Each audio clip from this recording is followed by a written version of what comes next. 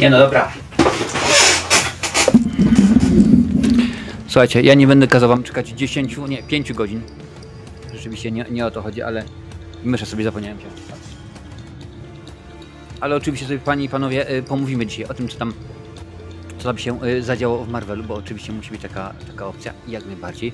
Dzień dobry wieczór, witam panie i panowie bardzo serdecznie w ten przepiękny niedzielny wieczór. Ja nazywam się Marcin Skruch i dzisiaj sobie panie i panowie pogadamy, tylko muszę tutaj wyłączyć, wyciszyć, dobrze. Pogadamy sobie o tym, co tam w świecie, jak najbardziej w świecie festiwali, bo pomówimy o festiwalu Kino na Granicy. Będzie słów kilka o horrorach, bo bardzo lubicie, więc pomówimy troszeczkę o Pile 11, o serialu Piątek 13, a także o nowym Rezydencie. Będzie troszeczkę o komiksach, oczywiście, że tak, musi być o Avengerach, będzie o Blade'zie, który najprawdopodobniej jest już anulowany, także będzie o Supermanie, o kilku nowych produkcjach, bo będzie między innymi o Lalce, o tak zwanym spin-offie Teorii Wielkiego Podrywu, będą nowości kwietniowe od Netflixa, panie i panowie. Będzie też cykl Po jaką cholerę, w którym mówimy o tym, że będzie film najprawdopodobniej Mój kuzyn Winnie, część druga. Niespecjalnie orientuje się, po co taka rzeczywiście jest rzecz, no ale ktoś wymyślił, że jest potrzebne. Będzie również niestety w drugiej części naszego odcinka cykl PESEL-u nie oszukasz, bo dzisiaj bardzo smutny dla mnie dzień, w ogóle cały weekend taki beznadziejny, bo odszedł ode mnie, zresztą widzicie go z tyłu, ode mnie odszedł kolega, przyjaciel, współpracownik Will Nugent. Pracowaliśmy przy kilku filmach, to właśnie on grał Mikę w Dzieciaku, to on grał Johna w Predatorze i kilka innych jeszcze rzeczy, więc pomówimy sobie o tym, że odszedł Will. Odeszła również legenda kina kopanego, czyli Richard Norton. Pokażę wam, będziecie wiedzieli, o kogo chodzi, a także inny Richard, panie i panowie, tym razem Richard Chamberlain, również od nas odszedł, więc będziemy sobie mówili na ten temat troszeczkę dłużej. Witam wszystkich bardzo serdecznie. Tutaj widzę, jest Miłosz, jest Galerian.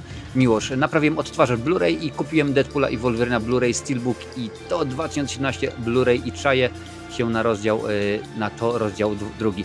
Druga część nie jest tak super jak pierwsza, ale rzeczywiście jest fajnie. Cześć Miłosz, witam cię bardzo serdecznie. Tutaj widzę, że stali znajomi, bo jest widzę Adaś. Cześć, witam cię bardzo serdecznie. Jest oczywiście i Łukasz, Jason Kruger, będzie o Jasonie Worsie, jest Wiktor Jędrychowski, jest Jurek, jest Saś. Fajnie, że jesteście, bardzo mi się to, panie i panowie, podoba. Na początku kilka spraw oczywiście organizacyjnych. Już w najbliższą środę kończymy, panie i panowie, i bardzo dobrze zresztą, z cyklem Dzieci Kukurydzy, więc będzie odcinek podsumowujący, a to będzie oznaczało, że będę czekał na wasze propozycje, jak za każdym razem, kiedy się kończy pewien cykl, więc wyczekujcie w środę wpisu, gdzie będę oczekiwał, aż wyślecie to, co będzie ciekawe, co rzeczywiście chcecie, ażebym omówił następnie. Wiadomo, że teraz są Dzieci Kukurydzy, później będą filmy z cyklu Cmentarz dla zwierząt, czyli wszystkie będą omówione jak najbardziej, a później to zależy tylko od was. Na czym polega? Pod wpisem wy wrzucacie swoje oczywiście propozycje i te, które będą pojawiały się najczęściej, te, które będą miały najwięcej łapek, będą najczęściej komentowane, zostaną podane pod głosowanie. YouTube pozwala na 5 propozycji w głosowaniu. Czekajcie, w ogóle muszę muzykę wyłączyć. Tutaj widzę, muzyka jeszcze ciągle gra. O, teraz już lepiej. Będzie 5 propozycji i będziecie przez tydzień głosowali, także będzie w porządku. Mam nadzieję, że będzie to dobrze. To jest po pierwsze primo, jakby to można byłoby powiedzieć, a po drugie primo nie ma, panie i panowie. Zaczynamy z koksem i nie będę przedłużał, bo będzie rzeczywiście bardzo, bardzo fajnie. Zaczynamy jak zawsze od Amazona, panie i panowie. Co to jest Amazon? Amazon poleca. Oczywiście wiadomo, że Amazon podrzuca jakiegoś rodzaju różne propozycje, różnego rodzaju bestsellery, więc jak oni mi podrzucają, to ja wam również. Są to oczywiście materiały w cenach promocyjnych, przynajmniej przez tą chwilę, w momencie, kiedy jak najbardziej wam to wrzucam, więc jeżeli chcesz, drogi widzu, droga widzko, kupić sobie, to proszę bardzo skorzystać, bo też muszę oczywiście to powiedzieć, są to tak zwane reflinki, linki afiliacyjne.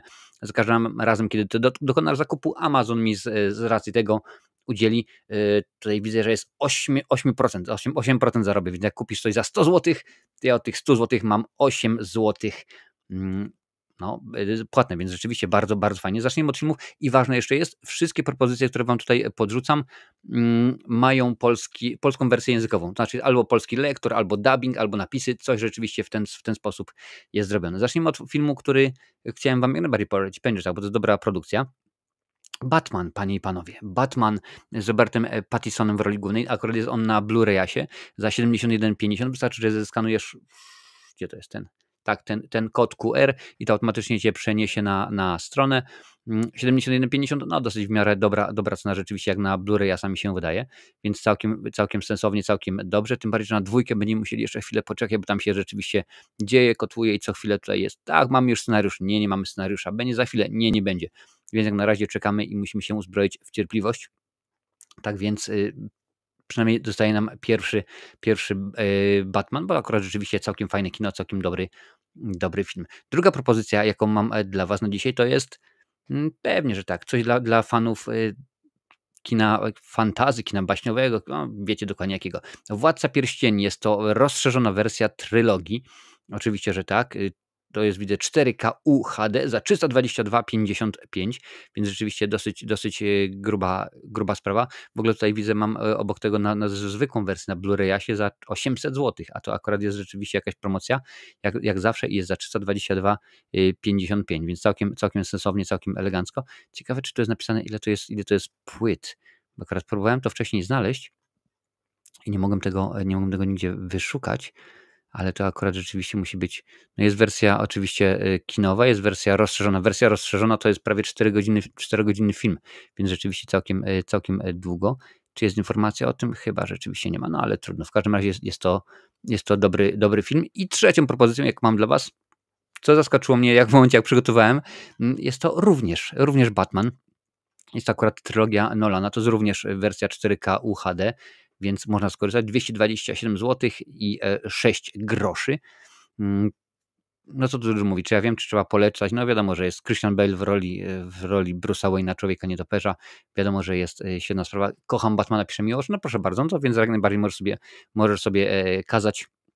To jest to dobre o tyle właśnie z Amazonem, że nieważne gdzie mieszkacie, czy w Polsce, w Irlandii, w Wielkiej Brytanii, w Stanach, czy w Niemczech, jak zeskanujecie, to w każdym razie, nawet jeżeli tego nie znajdzie, to do Was przeniesie do Waszego lokalnego Amazonu. W tym momencie na przykład w Irlandii otworzono chyba w tym miesiącu właśnie Amazon IE, więc można jak najbardziej skorzystać, a w Polsce no to wiadomo, że jest, a to są akurat linki głównie nastawione na Polskę, więc można sobie jak najbardziej zaszaleć, Panie i Panowie. Akurat takiego Batmana The Dark Knight mam.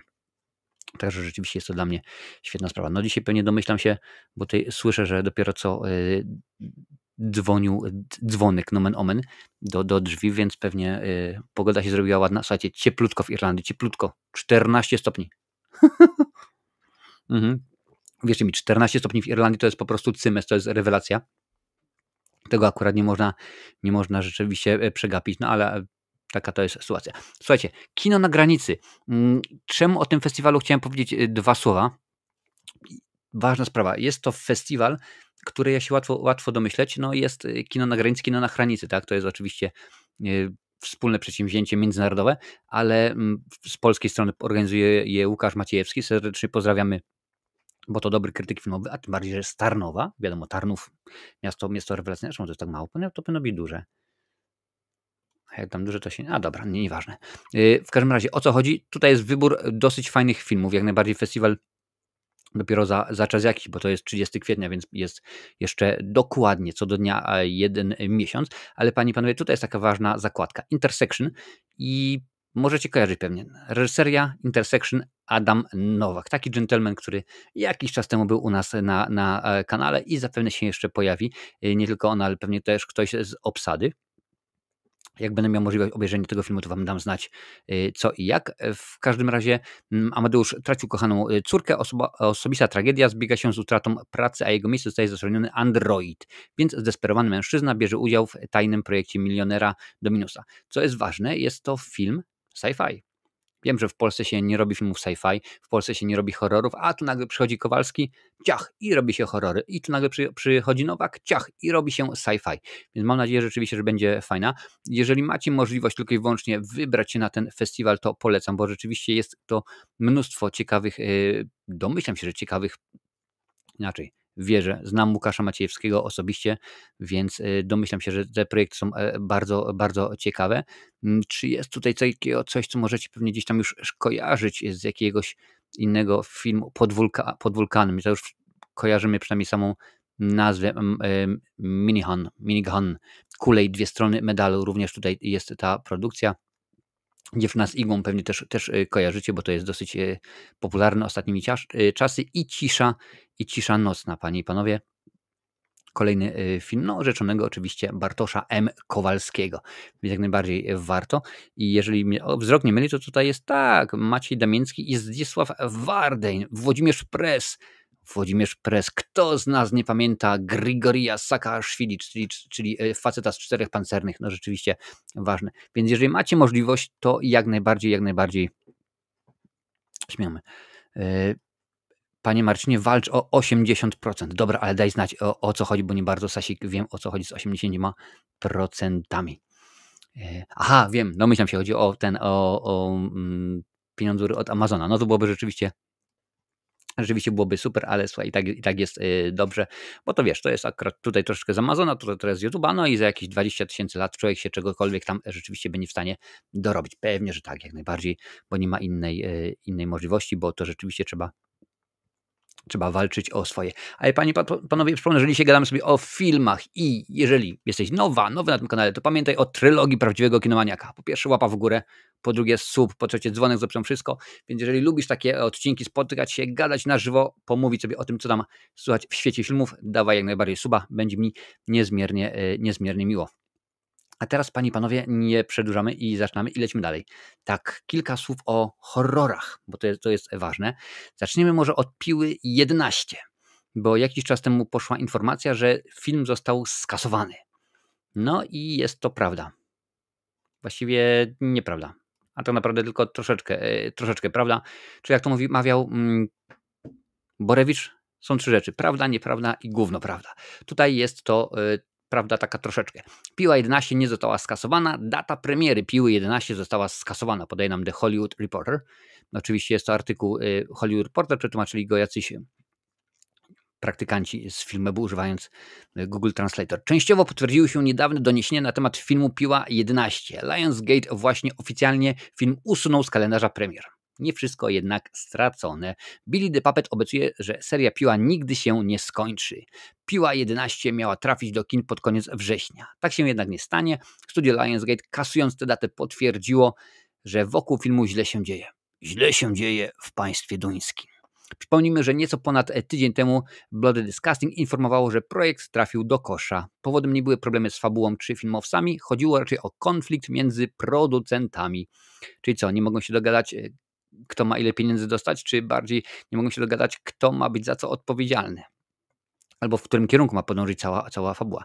I choć konflikt najwyraźniej nie został jeszcze rozwiązany, Lionsgate odmawia kapitulacji i obiecuje, że film powstanie. Studio wypuściło nawet specjalny komunikat, w którym Billy the Puppet, czyli laleczka, z której usług korzystał John Kramer, informuje: Widziałem plotki, według nich gra jest skończona. Jednak powinniście mnie znać lepiej. Ta gra nigdy się nie kończy. This game is not over. Strata jednych to zysk innych. Lionsgate podało bowiem, że jaki film przejmie zwolnioną przez Piłę 11 wrześniową datę, to inny slasher The Strangers Chapter 2, czyli druga część z The Strangers. Film The Strangers Chapter 2 to kontynuacja The Strangers. No ja cię kręcę, nie spodziewałem się. Który z kolei był nową wersją filmu Nieznajomi. Nowa odsłona pomyślana jest jako trylogia. Jej gwiazdą jest Madeleine Petsch. Strangers to historia pary, których podróż przez Amerykę przerywa awaria samochodu. Bardzo oryginalnie. Zmuszeni zostają do spędzenia nocy w położonym na uboczu domu. Wkrótce zaczynają być nękani przez grupę nieznajomych, zamaskowanych osób. Przyznać trzeba rzeczywiście, że bardzo oryginalny. Galerian, daj znać, czy widziałeś, czy rzeczywiście polecasz The Strangers, bo ja akurat jakoś tak mi się przeleciało obok i no niespecjalnie pamiętam, no ale rzeczywiście jakoś tak to wyglądało.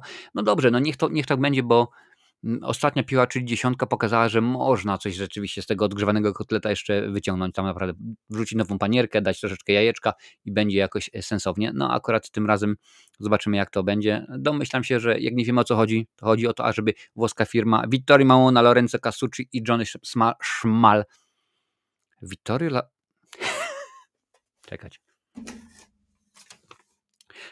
Mamona, Lorenzo Casucci i Johnny Schmal, żeby ta włoska firma się zgadzała. W końcu normalnie jest, udało się, także nie najgorzej. No i pewnie tak oczywiście to było. Ale co się dzieje dalej? Proszę bardzo, dzieje się tak, że oficjalnie matka słynnego psychopaty wybrana. Oczywiście chodzi o Pamelę Voorhees z serii Piątek 13, no bo jakże mogło być inaczej. Akurat tym razem jest to artykuł Deadline. Jeff Snyder miał rację, kiedy w lutym mówił o tym, kto zagra matkę Jasona Voorheesa w serialu Crystal Lake. Jak potwierdza teraz portal Deadline, angaż otrzymała Linda Cardellini, panie i panowie. Serial Crystal Lake pomyślany jest jako tak zwany prequel kultowego cyklu horrorów Piątek 13. Kultowy horror, krótko mówiąc. Dla tych, którzy jeszcze nie widzieli, wszystkie odcinki, wszystkie części tego serialu, tej serii są omówione. Ale to już chyba na starym kanale, na którym dzisiaj witam bardzo wszystkich serdecznie, bo też jesteśmy na kanale Marcinowe Recenzje Extra. Skupi się on na postaci Pameli, matki Jasona, którą część fanów nie pamięta. Była morderczynią w oryginalnym Piątku 13. No dobrze, no nie pamiętają, no zdarza się. To nawet pamiętam, że w Krzyku to było, tak? W pierwszym Krzyku, że Drew Barrymore się pomyliła. Linda Cardellini to aktorka, którą dobrze, naprawdę używajcie polskich znaków, którą dobrze znają widzowie platform Netflix i Disney+. W ostatnich latach mogliście ją bowiem oglądać w serialach Hawkeye, Już nie żyjesz oraz Za fasadą. Serial jest w planach od dawna. Pierwotnie miał za niego odpowiadać Brian Fuller. Za jego czasów do roli matki wskazywana była Charlize Theron. Wspólny projekt A24 i platformy Peacock okazał się jednak w jego wydaniu bardzo kosztowną produkcją i ostatnio nie doszło do skutku. No zgadza się, zdarza się. Za aktualną wersję odpowiada Bradley Caleb Kane, który ma na swoim koncie takie seriale jak Fringe, Piraci, a także Wojownik. Szczegóły fabuły oczywiście, że tak, nie są znane. Według dostępnych źródeł Pamela będzie piosenkarką, która zrezygnuje z kariery, by zająć się opieką nad swoim synem. Jego odmienność sprawi, że jest narażona na śmiech i ataki ze strony innych. Gdy w końcu dochodzi do tragedii, zrozpaczona Pamela weźmie sprawiedliwość we własne ręce. No tak, pamiętamy, że oczywiście, że według różnych źródeł Jason utonął, a według innych źródeł utopił go Freddy Krueger. No ale to już akurat do tego, w zależności od tego, do której wersji podejdziemy, do którą wersję popatrzymy. No ja jestem ciekaw, wiem, że tutaj jest galeria, naprawdę, Rafał z Galerii Horroru uwielbia serię Piątek 13, to jest jego ulubiona seria. Niech tak będzie. Nie słuchajcie go, on powie, że Halloween, nie, to nie jest w ogóle prawda, to są bzdury. Ale zostajemy ciągle w kręgu horrorów. Panie i panowie, bo kilka słów o Rezydencie trzeba powiedzieć. Nowa wersja Resident Evil. Tak, mamy nową aktorkę w obsadzie. Resident Evil. A czemu zniknęło? Gdzie to się podziało? To nie tak miało być. No nie ten przycisk nacisnąłem. Udostępnij. O, proszę bardzo, teraz jest. Resident Evil, Mickey Madison w obsadzie filmu, jak podaje nam World of Real. Hollywoodzka wieść niesie, iż tegoroczna laureatka Oscara Mickey Madison otrzymała propozycję występu w nowej adaptacji gry wideo Resident Evil. Reżyserem i współscenarzystą filmu jest Zack Cregger, a właściwie Krieger bardziej. Resident Evil rozpoczął swój kinowy byt w 2002 roku. Fabuła inspirowana jest grami japońskiego studia Capcom, które pojawia się na rynku regularnie od 1996 roku. Będący połączeniem kina akcji, horroru i sci-fi, cykl rozgrywa się w świecie, w którym zła korporacja Umbrella wywołała zombie apokalipsę. Do tej pory powstało 7 filmów, które zarobiły w kinach blisko $1,300 milionów. W 2022 roku na Netflixie premierę miał aktorski serial Resident Evil Remedium, ale został skasowany po jednym sezonie. No rzeczywiście nie była super świetna sprawa. Premiera nowego Resident Evila zaplanowana na 18 września 2026. Pierwszym potwierdzonym członkiem obsady jest Austin Abrams. Pamiętajcie, oni mają już ustaloną datę premiery, ale jeszcze nie mają ustalonej obsady. Często gęsto nie ma scenariusza, ekipy, pozwoleń i tak dalej, ale zawsze data premiery już jest. Z tym właśnie między innymi się boryka Piła 11. Madison, która przed kilkoma dniami świętowała 26 urodziny, należy obecnie do najpopularniejszych aktorek młodego pokolenia. Zanim otrzymała Oscara za rolę w Anorze, mogliśmy ją zobaczyć w takich głośnych produkcjach jak Pewnego razu w Hollywood, Krzyk, Lepsze życie i Kobieta z jeziora. Jeśli chodzi o Kriegera, na premierę czeka aktualnie jego nowy horror zatytułowany Weapons, czyli bronie, w sensie nie, że ja bronię, tylko bronie, liczba mnoga od broni. Projekt, w którym główne role zagrali Josh Brolin, Julia Garner i Eldon Ehrenreich. Ehrenreich. To wielowątkowa historia utrzymana w duchu Magnolii Paula Thomasa Andersona. No więc rzeczywiście całkiem sensownie. Mogliście się zastanowić, jak to jest, że aktorka znana z Anory, która dostała Oscara, będzie teraz grała w horrorze. taka jest niepisana zasada Hollywoodu, że jak tylko dostaniesz Oscara, żeby nagle studia, reżyserzy, producenci nie pomyśleli, że jesteś jakąś w tym przypadku porąbaną gwiazdą, która w tym momencie nie wiadomo co, trzeba szybko zagrać w kinie komercyjnym. Jeżeli popatrzysz na to, to sobie zauważysz, że chociażby Halle Berry bardzo szybko po otrzymaniu Oscara zagrała w Kobiecie Kot. No bo rzeczywiście taki miała pomysł. Matt Damon no, bardzo szybko po Oscarze, no nie rewelacyjnie szybko, ale szybko zagrał w Jasona Bourna, Ben Affleck i tak dalej, i tak dalej. Rzeczywiście to jest bardzo, bardzo często, no po prostu trzeba tak zrobić jak najbardziej, bo to jest potrzebne, bo żeby pokazać, nie, spokojnie, ja stąpam po ziemi i nie ma problemu, ja mogę zagrać wszystko we wszystkim i będzie super. Adaś pisze, że Linda Cardellini grała w Scooby-Doo, no i pewnie, że tak. Kogo ona mogła grać? Pewnie Daphne, co? Chociaż z drugiej strony mogła grać też tę drugą dziewczynkę. Co do Rezydenta jestem dość sceptyczny, żeby tylko nie przesadzili z efektami komputerowymi przy Jason. No wiesz, rzeczywiście Paul W.S. Anderson, nie PTA, tylko Paul W.S. Anderson, ten facet między innymi od Obcy kontra Predator, Żołnierz i Ukryty Wymiar, no on rzeczywiście przegiął z efektami specjalnymi już w kolejnych częściach. Pierwsza była dobra. Jeżeli chodzi o oryginalnego Residenta Evila, panie i panowie, tam chyba jest 7 części, jak mówiłem wcześniej. Pierwszy jest dobry, drugiego można obejrzeć i to tyle. Późniejsze części do niczego już nie nadają. Oczywiście obejrzałem wszystkie, no bo wiadomo, że lubię, że uwielbiam, że chcę to oglądać, ale uwierzcie mi, nie jest to rewelacyjna produkcja i to po prostu można sobie darować. No obejrzyjcie pierwszą część, tam jeszcze przecież pojawia się i Michelle Rodriguez w jedynce i jest w porządku, a później to już jest tak, że dokładnie, że po prostu można sobie odpuścić i nie ma co później o tym już oczywiście panie i panowie mówić. No pewnie, że tak, tak to akurat jakoś rzeczywiście tak to jakoś rzeczywiście wygląda. Co my tutaj mamy? Wiem, co my tutaj mamy. Tak, panie i panowie. Teraz miałem powiedzieć o tym, że gdzie tutaj się to podziało? No patrzcie, znika mi cały czas mi coś znika, proszę bardzo. Że oglądamy sobie i gadamy dzisiaj o filmach. Jak lubisz takie live'y, udostępnij tutaj. Udostępnij na swoich mediach społecznościowych, niech to się niesie. Zaraz pomówimy o komiksach. Wiem, że ja wam wrzuciłem tylko 20 czy tam 30 sekund tego, no ale akurat był 5-godzinny live, ja akurat wtedy byłem w pracy i Lincoln do mnie pisze: Marcin, czy widziałeś, co oni tam zrobili? Ja mówię, co się dzieje? Czy widziałeś, co zrobił Marvel? Ja mówię, człowieku, nic nie wiem, o co chodzi. Potem się okazało, że był 5-godzinny live. Ja miałem w pracy 8-godzinny live przy laserze, a tutaj było 5-godzinny live, więc panie i panowie, teraz pewnie, że tak, teraz kilka słów o komiksach, bo o komiksach też trzeba czasami pomówić, bo nie mogło być inaczej. A zaczniemy oczywiście od Marvela, bo zaszaleli. Marvel wie, jak podgrzać atmosferę. Dziś odbywa się ogłoszenie, to było oczywiście kilka dni temu, obsady widowiska Avengers Doomsday i jest to prawdziwie epickie wydarzenie. Stream ujawniający kolejne nazwiska trwa bowiem już 4 godziny i nie widać końca. No oczywiście to było w trakcie tego materiału, więc rozdzielili na 2 części, bo trzeba było rzeczywiście wcześniej wrzucić. W każdym razie, co się stało? Marvel ogłosił listę nazwisk, nie wszystkich, bo już tutaj jest potwierdzone, że nie wszystkich, ale no powiedzmy tych bardziej ważniejszych aktorów, postaci, które się pojawią w Avengers Doomsday. Wy stwierdziliście, że chyba w ankiecie, którą kiedyś tam przeprowadziłem na kanale, że chyba tylko Asterix się nie powinien pojawić, bo on jest za mocarny i rzeczywiście nie ma co robić. No ale rzeczywiście wszyscy, tam naprawdę bardzo, bardzo dużo osób się pojawia, a żeby było śmiesznie, bo tam było potem, patrzcie, przecież nie ma tego, nie ma tamtego. Marvel powiedział, nie, spokojnie, my opublikowaliśmy tylko część nazwisk, a reszta jeszcze spokojnie dojdzie.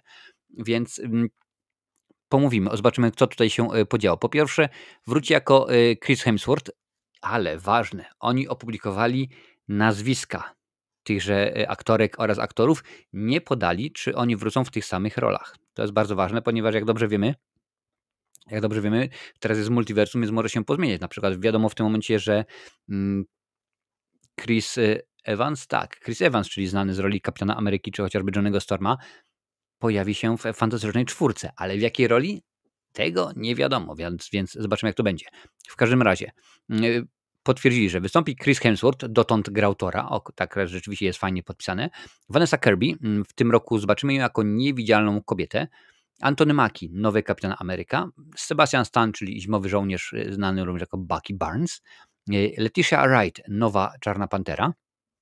Paul Rudd, znany jako Ant-Man. Ja mówię, że znany, no bo może być w innej opcji. Wyatt Russell, czyli US Agent, pojawi się w filmie Thunderbolts. Tynok Muerta jako Namor. Ebon Moss-Backrack w tym roku zadebiutuje jako The Thing, czyli jak to mówię mój syn, stwór, bo tak rzeczywiście mawiają w jego grze Avengers Lego coś tam, coś tam. Simu Liu jako Shang-Chi, Florence Pugh jako Jelena Belowa, będzie niedługo w Thunderbolts. Kelsey Grammer z cyklu X-Men był bestią. To akurat chyba nie to zdjęcie, no ale niech będzie, może być w porządku. Louis Pullman jako Sentry, Danny Ramirez jako nowy Sokół. Kogo tutaj mam jeszcze? Joseph Quinn w tym roku pojawi się jako ludzka pochodnia, czyli Johnny Storm. David Harbour, znany jako Red Guardian. Winston Duke jako M'Baku. Patrzcie, M'Baku, da się powiedzieć M'Baku, Mbappe. No proszę bardzo. Hannah John Kamen jako Duch. Oczywiście Tom Hiddleston jako Loki. Do tej pory jak najbardziej. Patrick Stewart jako Profesor X w serii X-Men. I to było po prostu niesamowite. Ale to jeszcze oczywiście nie jest koniec, bo to była część, w końcu przecież musieli wrzucić jakiś artykuł. Tutaj mamy drugą część tego artykułu. Pojawi się również Ian McKellen, który do tej pory wystąpił jako Magneto w serii o X-Menach. Pojawi się Alan Cumming jako Nightcrawler, też w X-Menach. I kogo mamy dalej? Rebecca Romijn jako Mystique w serii X-Men. James Marsden również jako Cyklop w serii X-Men. I to jest zaskoczenie. Channing Tatum miał być Gambitem, ale projekt skasowano, zagrał go w filmie Deadpool i Wolverine. No i właśnie ostatnio coś tam się mówiło, że tak, on się mimo wszystko pojawi, będzie jakoś ten Gambit, dostanie swój film. Nie stało się, ale tutaj się okazało, że jednak może być. Czy to będzie nawiązanie do tego Deadpoola? Zobaczymy. Zobaczymy, jak to będzie wszystko ogarnięte. No oczywiście pojawi się Pedro Pascal, w tym roku zobaczymy go jako Pana Fantastycznego. To jest oczywiście 5-godzinny live, tutaj na końcu podskoczył Robert Downey Jr., który, jak dobrze wiemy, wystąpi w roli doktora Vincenta Von Dooma. Tutaj on rzeczywiście jest w masce. No i wiele osób było, ale gdzie jest Spider-Man? A gdzie są pozostałe? A gdzie jest Daredevil? A gdzie jest Punisher? I tak dalej, i tak dalej. Bo w ogóle w tym momencie ten film już ma budżet tak kosmiczny, że żeby się chyba zwrócił, to musi zarobić chyba ze 3 albo 4 miliardy dolarów. Bo to rzeczywiście jest potężny pieniążek. No ale co tu dużo mówić. W tym momencie mam tutaj informację, proszę bardzo. Marvel ma powody do świętowania. Ogłaszanie obsady widowiska Avengers Doomsday okazało się wielkim sukcesem od strony marketingowej. Osiągnięta oglądalność to 275 milionów wyświetleń. Jest to najlepszy wynik w historii i 5-krotnie pobił na głowę osiągnięcia zwiastuna Deadpoola i Wolverina. Więc rzeczywiście dosyć gruba sprawa. I marketingowo to jest po prostu genialnie rozwiązanie. Cześć Eryk, witam Cię bardzo serdecznie. Tak, smutny dzień, o Willu będziemy mówili właśnie za chwilę. Kim są nowi Avengers? No to akurat rzeczywiście nie ma co mówić. Domyślam się, że skoro mamy tutaj i starych X-Menów, starych, tych, którzy występowali wcześniej, i tych, którzy są w alternatywnej rzeczywistości, czyli od Wolverina oraz Deadpoola, a także tych obecnych, czyli i Thunderbolts, i Fantastyczną Czwórkę, będziemy mieć pomieszanie z poplątaniem, jeżeli chodzi o uniwersum. Więc tutaj się naprawdę wydarzy wszystko albo bardzo dużo, więc jestem ciekaw, jak to zostanie poprowadzone, jak to rzeczywiście zostanie zrobione wszystko, bo oczekiwania są ogromne. A czy tak będzie dalej? No to zobaczymy. Zobaczymy, jak tutaj się będzie działo. Adelet pisze, że ostatnio ruszyły zdjęcia do nowej Mumii, premiera 2026. Ciekawe, co z tego wyjdzie.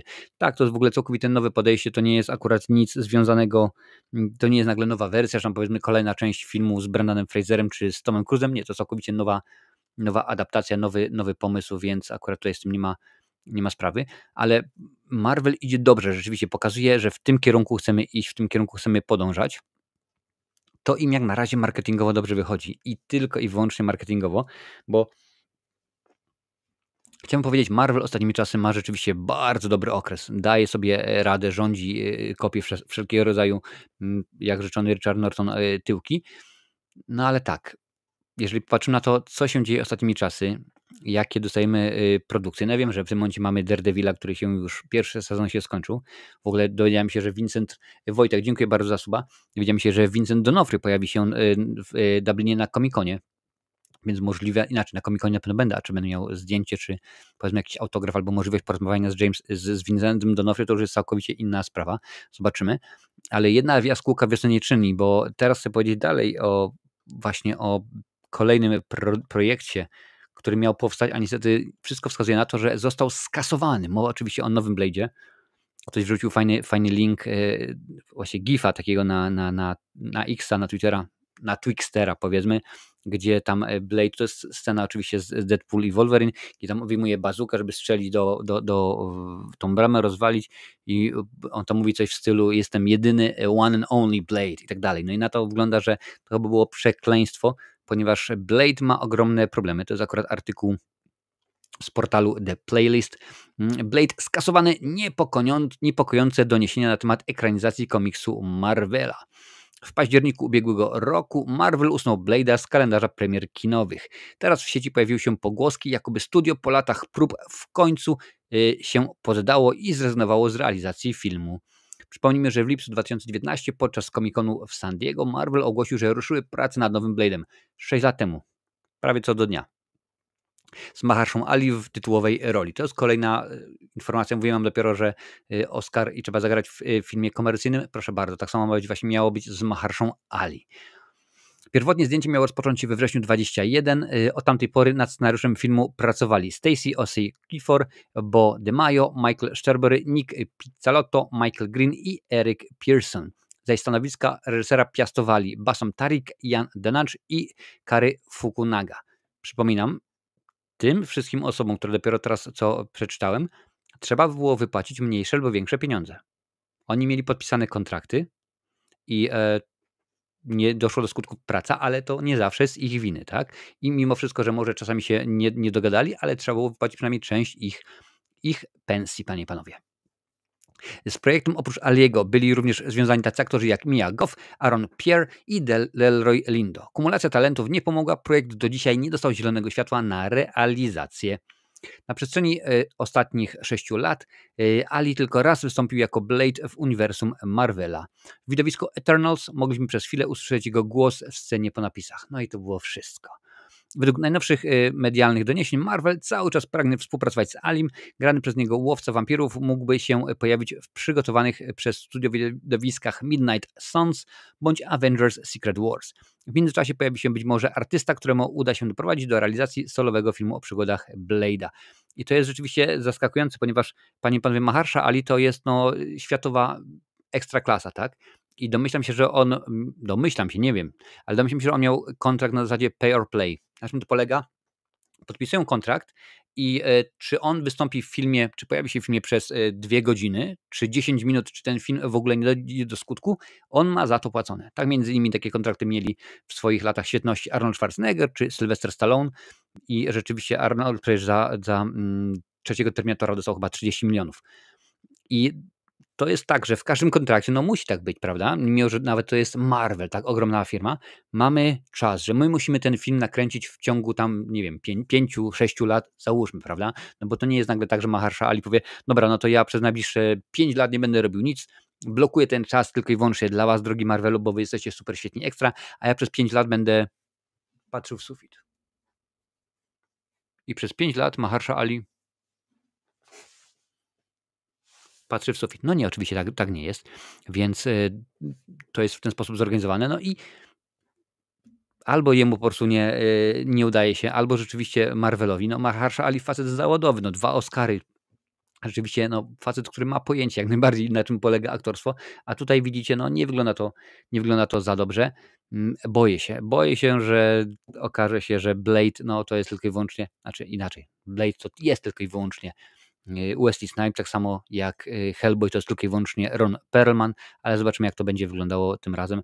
Ale może to nie wyglądać naprawdę bardzo, bardzo dobrze. Ale zostajemy cały czas w świecie komiksu, bo rzeczywiście komiksy były, a przynajmniej informacje związane z komiksami były pojawiały się dosyć często. Kto zagra ojca Supermana? Już wiemy, podaje nam Comic Book Movie. No wiadomo, że w tym momencie do tej pory w rolę ojca Supermana wcielało się wielu zacnych aktorów, bo mieliśmy w oryginalnym oczywiście filmie Richarda Donnera, gdzie w rolę Supermana wcielił się Christopher Reeve, tam w roli Jorela, jeżeli mnie pamięć nie myli, wystąpił Marlon Brando. Kilka lat później, kiedy mieliśmy oczywiście z Henrym Cavillem, tam w rolę ojca wcielił się Russell Crowe. A tutaj, panie i panowie, no nie będę w tym momencie czytał całego artykułu, informują nas, że w rolę Jorela wcieli się, panie i panowie, nie kto inny, tylko Chris Pratt. Tak, taki jest pomysł. Znaczy inaczej, taki był pomysł. Takie były plotki, że to może być Chris Pratt, może to być nawet Tom Cruise, ale okazało się, że nie, że będzie to właśnie tak, Baby Raccoon. A czyli, no kto podkładał go spod niego? No dobrze wiemy oczywiście. A jeżeli nie, to już mówię, że ojcem Supermana został Bradley Cooper. Aktor miał już okazję współpracować z Gunnem, użyczając głosu Rocketowi w Strażnikach Galaktyki. To się pojawiło 3 razy. Jako Jor-El ma się pojawić zaledwie przez kilka minut na początku filmu, co oznacza, że Superman pokaże, co działo się na Kryptonie, zanim Kal-El, czyli mały Clark Kent, trafił na Ziemię. Trochę mnie to martwi, bo to samo było z Marvelem przez długi okres, że dostawaliśmy się, ja nazywam się Peter Parker, pająk mi ugryzł i tak dalej. My nie potrzebujemy, my znamy, przypomnę, badania Uniwersytetu Harvarda, Oxfordu czy jakiegoś tam innego, jednego z takich wielkich, że 3 najbardziej rozpoznawalnych superbohaterów na świecie to Batman, Superman oraz Spider-Man. My nie potrzebujemy kolejnego filmu informującego nas o tym, jak to się stało, że on trafił na Ziemię. My wiemy po prostu. Move on. No to akurat stwierdzili, że tak to będzie. W rolę oczywiście dorosłego Supermana wcieli się David Cornswet, Lois Lane zagra Rachel Brosnan. W filmie zobaczymy też Nicholasa Holta jako Lexa Luthora i Nathana Filliona w roli Zielonej Latarni, a premiera już 11 lipca tego roku. I jeżeli chcesz się, zastanawiasz się, Marcin, czy zrobisz recenzję Supermana? No to ja ci oczywiście mówię, że pewnie nie. Pewnie nie, bo oczywiście, że tak, będę wtedy na urlopie, a wiemy, że czasami robienie recenzji po czasie nie jest to dobrym pomysłem, ale zobaczymy, może się uda rzeczywiście gdzieś tam jakoś, chociaż z drugiej strony jak miałem oglądać z dubbingiem po hiszpańsku, no mój hiszpański tak niespecjalnie, potrafię Barcelona, może Real Madryt, ale i tak rzeczywiście mam beznadziejny akcent. Blade jest tylko jeden? Oczywiście, że jest tylko jeden. Wiesz, są takie postacie, które no, zapadły w pamięć i to wszystko. Dziękuję bardzo. Mówiłeś Blade. Pewnie, że tak. Mówiłem dopiero co o Hellboyu. Mickey Rourke jako Marv w Sin City. No po prostu on nie grał Marva, on był Marvem. To była idealna, zresztą te całe amplua Mickiego Rourke'a, to jego życie, jak się pokazywał, jak był, no to idealnie się wpisywało. I jest kilka takich postaci, których sobie nie wyobrażamy, żeby ktokolwiek inny wystąpił w tejże roli. No. Blade nie może powstać. Hellboy, też do tej pory dostaliśmy 2 inne Hellboye, no i cytując traperów z Nadwisły, spójrzmy story na te spory i pomówmy o Batorem, bo tam to rzeczywiście do niczego się nie nadawało. No ale tak to akurat czasami jest, że po prostu no nie ma co, nie ma jak, pewnie, że tak. Drodzy panie i panowie, zaraz pomówimy o lalce, bo się okazało, że jest Stanisław Wokulski obsadzony. A jeżeli ty, drogi widzu, a czemu tak? Ja bym wolał, pokaż mi tutaj, tak? Tak lepiej, pewnie, że tak. Jeżeli chcesz zostać wspierającym albo wspierającą, proszę bardzo, znowuż wystarczy zeskanować ten kod QR, tak się nazywa rzeczywiście, i można śmignąć i będzie mi niezmiernie miło. Przypomnę, że dzisiaj nadajemy na 5 platformach, w 5 miejscach jesteśmy. Jesteśmy 2 razy na YouTubie, jesteśmy na Facebooku, na Twitchu, a także na Instagramie. Pozdrawiam wszystkich, dajcie znać, gdzie oglądacie, bo jestem bardzo ciekaw. Dobra, lecimy dalej, bo tematów rzeczywiście zostało bardzo dużo, a czas nas goni? No niekoniecznie nas goni, ale akurat tak to jakoś wygląda. Dla mnie Mad Max jest tylko jeden. Ale który, Adaś? Daj znać, czy akurat dla ciebie Mad Max to Max Rokatański to jest tylko i wyłącznie Mel Gibson, czy tylko i wyłącznie Tom Hardy? Bo według mnie akurat jeden i drugi byli bardzo dobrzy, mimo że akurat jeżeli chodzi o Mad Maxa, to moją ulubioną częścią jest część druga. Bo jakoś tak to się złożyło, panie i panowie. Wokulski obsadzony i to no, zaskoczeniem chyba nie bardzo będzie rzeczywiście, bo to akurat nie powinno być zaskoczeniem. Tak naprawdę równie dobrze mogłem być ten artykuł omawiany być w cyklu Po jaką cholerę, bo akurat wydaje mi się, że lalka Prusa ma dużego u nas plusa. Jak to śpiewali po raz wtóry traperzy z Nadwisły, no niekoniecznie jest potrzeba robienia nowej wersji, wiesz, no to nie jest film, gdzie zestarzał się, bo okazało się, że było to potrzebne. Mogę się pomylić, bo na przykład z Nachora też nie potrzebowaliśmy nowego, a rzeczywiście wyszło to bardzo fajnie, ale zobaczymy. To już oficjalnie Marcin Dorociński, panie i panowie, wcieli się w rolę Stanisława Wokulskiego w nowej ekranizacji legendarnej powieści Bolesława Prusa pod tym Lalka. Producentami filmu oraz serialu są Telewizja Polska i Gigant Films, czy Giant Films.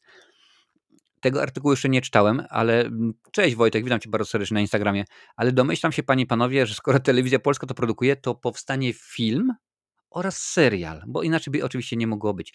Od pierwszych zapowiedzi projekt wzbudzał ogromne emocje. Tajemniczy plakat z sylwetką głównego bohatera rozpalił wyobraźnię fanów, wywołując liczne spekulacje. Teraz nie ma już wątpliwości, Wokulskiego zagra Marcin Dorociński, jeden z najbardziej znanych i cenionych polskich aktorów, zarówno w Polsce, jak i poza jego granicami. Poza jej. Okej, rzeczywiście nie będę tutaj się rozwijał, bo jest dosyć konkretnie opisane wszystko, jak to ma wyglądać. No ale zobaczymy, teraz pewnie tutaj będzie się trzeba domyśleć, a kto zagra Rzecką? Kto się tutaj wcieli? No zobaczymy. Nowa ekranizacja Lalki będzie ważnym momentem nie tylko dla telewizji polskiej, ale dla całej polskiej kinematografii. Deklaruje Arkadiusz Pawlik, dyrektor Agencji Kreacji Filmu i Serialu Telewizji Polskiej. Jest to ogromna szansa na pokazywanie, że klasyka literatury może być odpowiadana na nowo, w sposób nowoczesny, atrakcyjny, wizualnie i angażujący emocjonalnie. No zobaczymy, jak to będzie wyglądało. Zdjęcia rozpoczną się w sierpniu. Powstanie kinowy film oraz serial, który będzie pełną wersją produkcji. Proszę bardzo. Czyż nie miałem racji? Czyż w mordę jeża nie miałem racji? Żeby się nie stało znowuż tak, jak przy okazji Janosika, oczywiście tego z Perepeczką, że wzięli tam gdzieś, powycinali z odcinków coś i zrobili coś i to nie wyglądało dobrze, no było to masakrycznie.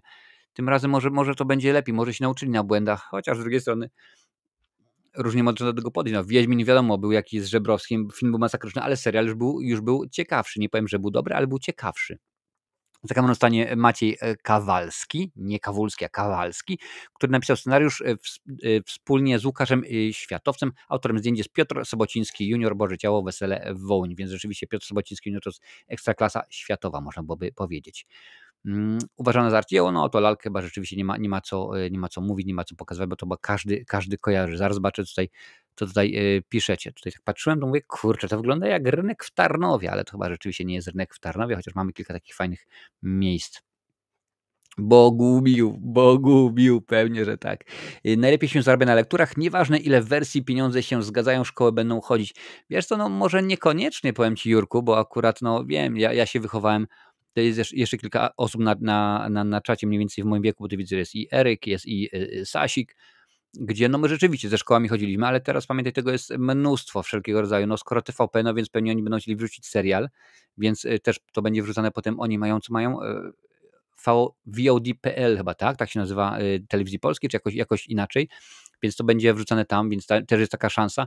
No nie jestem specjalnie podekscytowany tymże film. Dużo bardziej mnie interesował właśnie Rzeczony Znachor, a tutaj no to nie jest twórczość lekka, łatwa i przyjemna, tak? No ja wiem, że akurat wy niekoniecznie na tym kanale lubicie oglądać recenzje dramatów, filmów psychologicznych i tak dalej, takiego rodzaju rzeczy, więc różnie z tym może być, chociaż z drugiej strony materiał, kiedy oglądałem i komentowałem na żywo Znachora, to jest jeden z najlepiej klikających się na kanale Marcinowe Recenzje Ekstra, więc rzeczywiście możliwe, że do tego wrócę. Ale w każdym razie, czy ja wiem, czy my potrzebujemy? No niekoniecznie. Tak, tutaj Wiktor pisze, że niedługo będzie Balladyna jako gotycki horror, no ale to przynajmniej to wiesz, jest jakiś inny koncept, inny pomysł, a ja domyślam się, że Lalkę dostaniemy w ten sposób, tylko że powiedzmy tak, no, że będzie ładnie kręcona, może będzie w końcu dobry dźwięk, bo wiadomo, że z polskimi filmami to jest bardzo, bardzo różnie. No ale co tu nam to da rzeczywiście? Czy my potrzebujemy? No nie, no tamten film Wojciecha Jerzego Hasa rzeczywiście był dosyć nakręcony fajnie, sensownie, no i chyba nie potrzeba zmieniać. No ale to już wiadomo, że oni wią lepiej. Wiadomo, mówiłem już wam wcześniej o włoskiej firmie Vittorio Lorenzo i tak dalej. To musi się jak najbardziej zgadzać. Ale teraz informacje na temat tak zwanego spin-offu Teorii Wielkiego Podrywu. I chodzi o to, że prace produkcyjne wchodzą w fazę, kiedy będzie rzeczywiście się już tworzyć. Zakończono scenariusz, zakończono w tym momencie dobór obsady, miejmy nadzieję, więc będziemy patrzeć, co się dalej dzieje. To jest akurat artykuł Mówi Web. Dużą aktualizacją na temat spin-offu, tak zwanego Teorii Wielkiego Podrywu, chwali się dziś portal Mówi Web. Zdaniem dziennikarzy serial wszedł właśnie w fazę produkcji. Z tej okazji jeden ze znanych z oryginału aktorów dzieli się pierwszymi szczegółami na temat nadchodzącej serii. No i akurat rzeczywiście jest to bardzo fajna sprawa. Nadchodzący tak zwany spin-off ma nosi tytuł Stewart Fails to Save Universe, czyli Stewart, to jest akurat ten gentleman tutaj, to jest facet, który jest właścicielem tego sklepu komiksowego, w wolnym tłumaczeniu Universe, wszechświat, którego nie uratował Stewart, można byłoby powiedzieć. Kontynuując tym samym trend nadawania spin-offom Teorii Wielkiego Podrywu tytułów na część głównych bohaterów. Wcześniej otrzymaliśmy bowiem młodego Sheldona oraz Georgie and Mandy's First Marriage. Georgie to jest oczywiście brat Sheldona. W obsadzie Stewart Fails to Save the Universe mają znaleźć się doskonale znani fanom oryginału Kevin Sussman, wcielając się w główną rolę Stewarta Bluma. No i rzeczywiście on jest tutaj gdzieś, tak, proszę bardzo, ten gentleman tutaj w okularach. I jeszcze oprócz niego Lauren Lapkus, która gra dziewczynę Stewarta Dennis. Ona się pojawia dopiero bodajże w ostatnich chyba 2 sezonach serialu. Brian Posn, czyli Bert Kibler tutaj jak najbardziej, to jest ten geolog, z którego sobie bardzo dworuje Sheldon Cooper, a także John Ross Bowie, czyli Bowie Quipki, facet, który bardzo tak właśnie dziwnie mówi, nie wymawia EO. Ten ostatni dopiero co podzielił się pierwszym zdjęciem z planu nadchodzącej produkcji. Załączamy je poniżej. Oczywiście jest tutaj post opublikowany przez Bowiego, sugeruje zamknięcie obsady serialu, zakończone prace scenopisarskie i przystąpienie do etapu produkcyjnego. Niestety w tej chwili niewiele wiadomo o fabule serialu ani o planowanej dacie emisji. Należy spodziewać się, że odbędzie się ona nie szybciej niż w przyszłym roku na częstotliwościach amerykańskiej stacji CBS. W Polsce chyba Comedy Central to pokazywało, a nie pamiętam, kto pokazywał to jako premierowo. Przypomnijmy, że w teorii Wielkiego Podrywu Stewart był postacią wyśmiewaną nawet przez grono głównych ekranowych frajerów. No chyba nie tak rzeczywiście, niedobrze to przetłumaczyliście to, drodzy starzyści z Ślębu. Prowadząc sklep z komiksami był jednak częstym bohaterem drugoplanowym, nie nawiedzającym ekran przez wszystkie 12 sezonów. Nie wszystkie 12 sezonów. Nie pojawiał się we wszystkich 12 sezonach. Na początku go w ogóle nie było. Wiem, bo po raz wtóry oglądam Teorię Wielkiego Podrywu. Dopiero w ostatnim z nich znalazł sobie partnerkę Denise. Obecność w obsadzie Lauren Lapkus wskazuje, że po tak wielu latach ich związek nadal kwitnie. No nie wiem, czy tak po tak wielu latach, bo nie wiemy, kiedy ten serial będzie miał miejsce. Może się okazać, że on się, na przykład fabuła będzie się toczyła równolegle do Teorii Wielkiego Podrywu i tak dalej, i tak dalej. Zobaczymy, jak to będzie wyglądało. W każdym razie, no fajnie, bo akurat, żeby było śmieszniej, tutaj mamy Wolowitza i Stewarta i to są 2 moje ulubione postacie z tego serialu. To rzeczywiście jest fajne. W ogóle kiedyś na Comic-Conie, bo w tym, nie wiem, czy znacie ten serial, jeżeli tak, to napisz, drogi widzu, droga widzko, tak albo nie, żebym wiedział, czy znasz, czy nie. Bo kiedyś na Comic-Conie zapytano właśnie twórców, że strasznie dużo jest wątków polskich, tym oczywiście oprócz oczywistych oczywistości jak Marek Curie-Skłodowska czy Mikołaj Kopernik, no to pojawia się i tam gdzieś powiedzmy polska kiełbasa. Fakt, że Bernadette Rostenkowski również, jej rodzina jest Polką z pochodzenia w tym serialu oczywiście, ale okazało się, właśnie stwierdzili twórcy, że Howard nazywa się Wolowitz, co jest zamerykanizowanym polskim nazwiskiem, czyli Wołowicz, i że rodzina Bernadette Rostenkowskiej oraz Howarda Wołowicza mieszkali razem w Warszawie, w warszawskim getcie, po prostu uciekli, no i tak się akurat spotkali. Tam jest dodatkowo więcej informacji na ten temat, bo jeden z aktorów przyjął polskie obywatelstwo i nie chodzi mi w tym momencie o Jesse'ego Eisenberga, tylko właśnie o jedną z osób, także rzeczywiście bardzo, bardzo to jest rozbudowane i bardzo mnie to rzeczywiście cieszy, bo jest to jeden z seriali, które lubię sobie czasami obejrzeć, a właściwie nie tylko czasami, ale bardzo, bardzo często.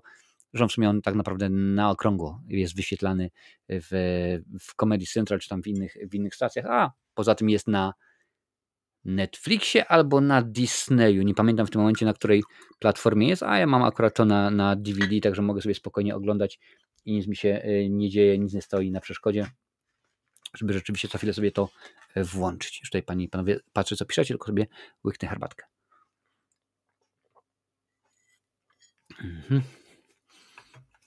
Dobrze.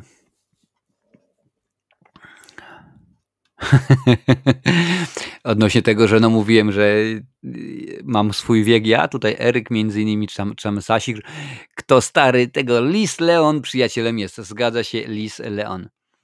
A mnie teoria Wielkiego Podrywu jakoś nie zachwyciła, pisze Adalet. No ale z drugiej strony Adalet tobie się podoba bardzo, z tego co pamiętam, serial Przyjaciele, który nomen omen jest tworzony przez tych samych, przynajmniej w części twórców, co właśnie Przyjaciele, albo serial Dwóch i pół i tak dalej, i tak dalej. Rzeczywiście tych seriali jest dosyć sporo. Teraz przyszła pora, żeby omówić nowości, ale VOD, czyli nowości z platform na żądanie i omówimy dzisiaj tylko i wyłącznie Netflixa, panie i panowie, to co najciekawszego ma Netflix nam do zaprezentowania, a akurat tych rzeczywiście informacji jest dosyć sporo, dlatego nie wziąłem artykułów, w którym są wszystkie wypisane, bo nie wszystkie są rzeczywiście w kręgu naszych zainteresowań, ale takie, które właśnie są najciekawsze. Więc mamy tutaj, jak widać, ponieważ jestem zalogowany, to przy okazji są moje oceny niektórych propozycji, czyli Elysium, panie i panowie, 1 kwietnia się pojawi i nie jest to prima aprilis. Potem Holmes i Watson, również komedia z Willem Ferrellem i Johnem C. Reilly. Nie jest to jedna komedia z tymi dżentelmenami, bo też między innymi przecież w Braciach Przyrodnich wystąpili razem. 2 kwietnia będzie Banger, to akurat komedia muzyczna z Vincentem Casselem. Kurczę, jak pamiętam, chyba w filmie Doberman, to rzeczywiście był taki młody i miał długie włosy, teraz już niestety nie ma. Puls, kolejna produkcja, czyli tym razem dramat, Devil May Cry, jak najbardziej fantasy, anime, akcja, można sobie to wszystko oglądać. To jest ważne, jeżeli chodzi o Netflixa, wszystko jest w abonamencie, więc spokojnie można to ogarnąć. Czarne lustro, Black Mirror, czyli to jest thriller, dramat sci-fi. Mroczna satyryczna antologia Charlie'ego Bookera powróci w 2025 roku. Przygotowano 6 nowych odcinków, w tym kontynuację przygodowego sci-fi USS Callister. Więc jeżeli lubicie, to jak najbardziej śmigajcie. 11 kwietnia El Jardinero, thriller, pewnie, że tak. Szklana kopuła, już miałem powiedzieć szklana pułapka, no ale rzeczywiście jeszcze nie tym razem. 18 kwietnia I Hostage, thriller. Kiedy uzbrojony mężczyzna wchodzi do sklepu Apple w centrum Amsterdamu, policja staje przed delikatnym wyzwaniem. Film inspirowany prawdziwymi wydarzeniami. Więc rzeczywiście gdzieś tam coś tam się wydarzyło. 21 kwietnia Mój przyjaciel Łuskowiec. Okej, rzeczywiście dokument przyrodniczy, no to akurat dla tych, którzy lubią. Światłoczuła. Panie i panowie, tym razem jest to romansidło. No, przynajmniej tak to jest napisane. Ja wiem bardzo często, że to jest mylne, no ale to już musicie sami sobie to ocenić. Najlepiej po prostu wejść, włączyć zwiastun. Ja niestety zwiastun wam nie mogę wrzucić, nie mogę pokazać, bo tak jak to mówi ładnie Ormando w swoim odcinku, jest to kącik demonetyzacji, więc bardzo łatwo można coś stracić. Kolejny serial, który był emitowany w latach 2018-25. O pełnym rozmachu 5. i finałowym sezonie Joel Goldberg powraca do Nowego Jorku, aby żyć długo i szczęśliwie, jednak duchy z przeszłości, mroczne pragnienia mogą obrócić jego marzenia w pył. Więc widzicie, jak to jest. Havok z Tomem Hardym i Timothym Olyphantastycznym. Thriller, akcja i to jest nowość. To mnie akurat intryguje. Walker to poturbowany przez życie detektyw, który toruje sobie drogę przez kryminalny półświatek, stopniowo przyjmując władzę nad miastem. Po nieudanej operacji narkotykowej Walker ma w głowie kilka wrogich frakcji, mściwy syndykat przestępczy. No więc teoretycznie brzmi ciekawie. Zobaczymy, czy to może być fajne. No, Timothy Olyphant, nie jestem fanem tego gentlemana od jakiegoś czasu, chyba od momentu, kiedy zobaczyłem go w Hitmanie. Ale to wiadomo, że jak to wygląda. Eternauta, panie i panowie, kolejny chyba serial, tak? Akcja sci-fi, więc kolejna produkcja. Asterix i Obelix, walka wodzów, również premierowo, bo to jest 2025 rok, więc spokojnie. Druid zapomina przepis na magiczny wywar, ale Asterix i Obelix i tak muszą bronić Galów przed Cezarem, który planuje wykorzystać przeciwko nim starożytne prawo. No akurat Obelix nie ma problemu, bo wiadomo, że jako dziecko wpadł do kociołka i eliksir działa do dzisiaj, a Asterix coś będzie musiał wymyśleć, więc rzeczywiście tak wyglądają Netflixowe nowości. Aha, tobie chodziło w takim układzie o Mela Gibsona. Dla mnie Mad Max jest tylko jeden, czyli Mel Gibson. Okej, w porządeczku. Akurat ja mówię, lubię bardzo zarówno jednego, jak i drugiego, bo to są rzeczywiście niesamowite osoby, niesamowite postacie, panie i panowie. Teraz pora, panie i panowie, na cykl, który nazwałem roboczo jakiś czas temu po jaką cholerę i tak zostało rzeczywiście do dzisiaj, bo tym razem będzie o tym, że ktoś stwierdził, że jednak byłoby dobrym pomysłem nakręcić drugą część filmu Mój kuzyn Vinny.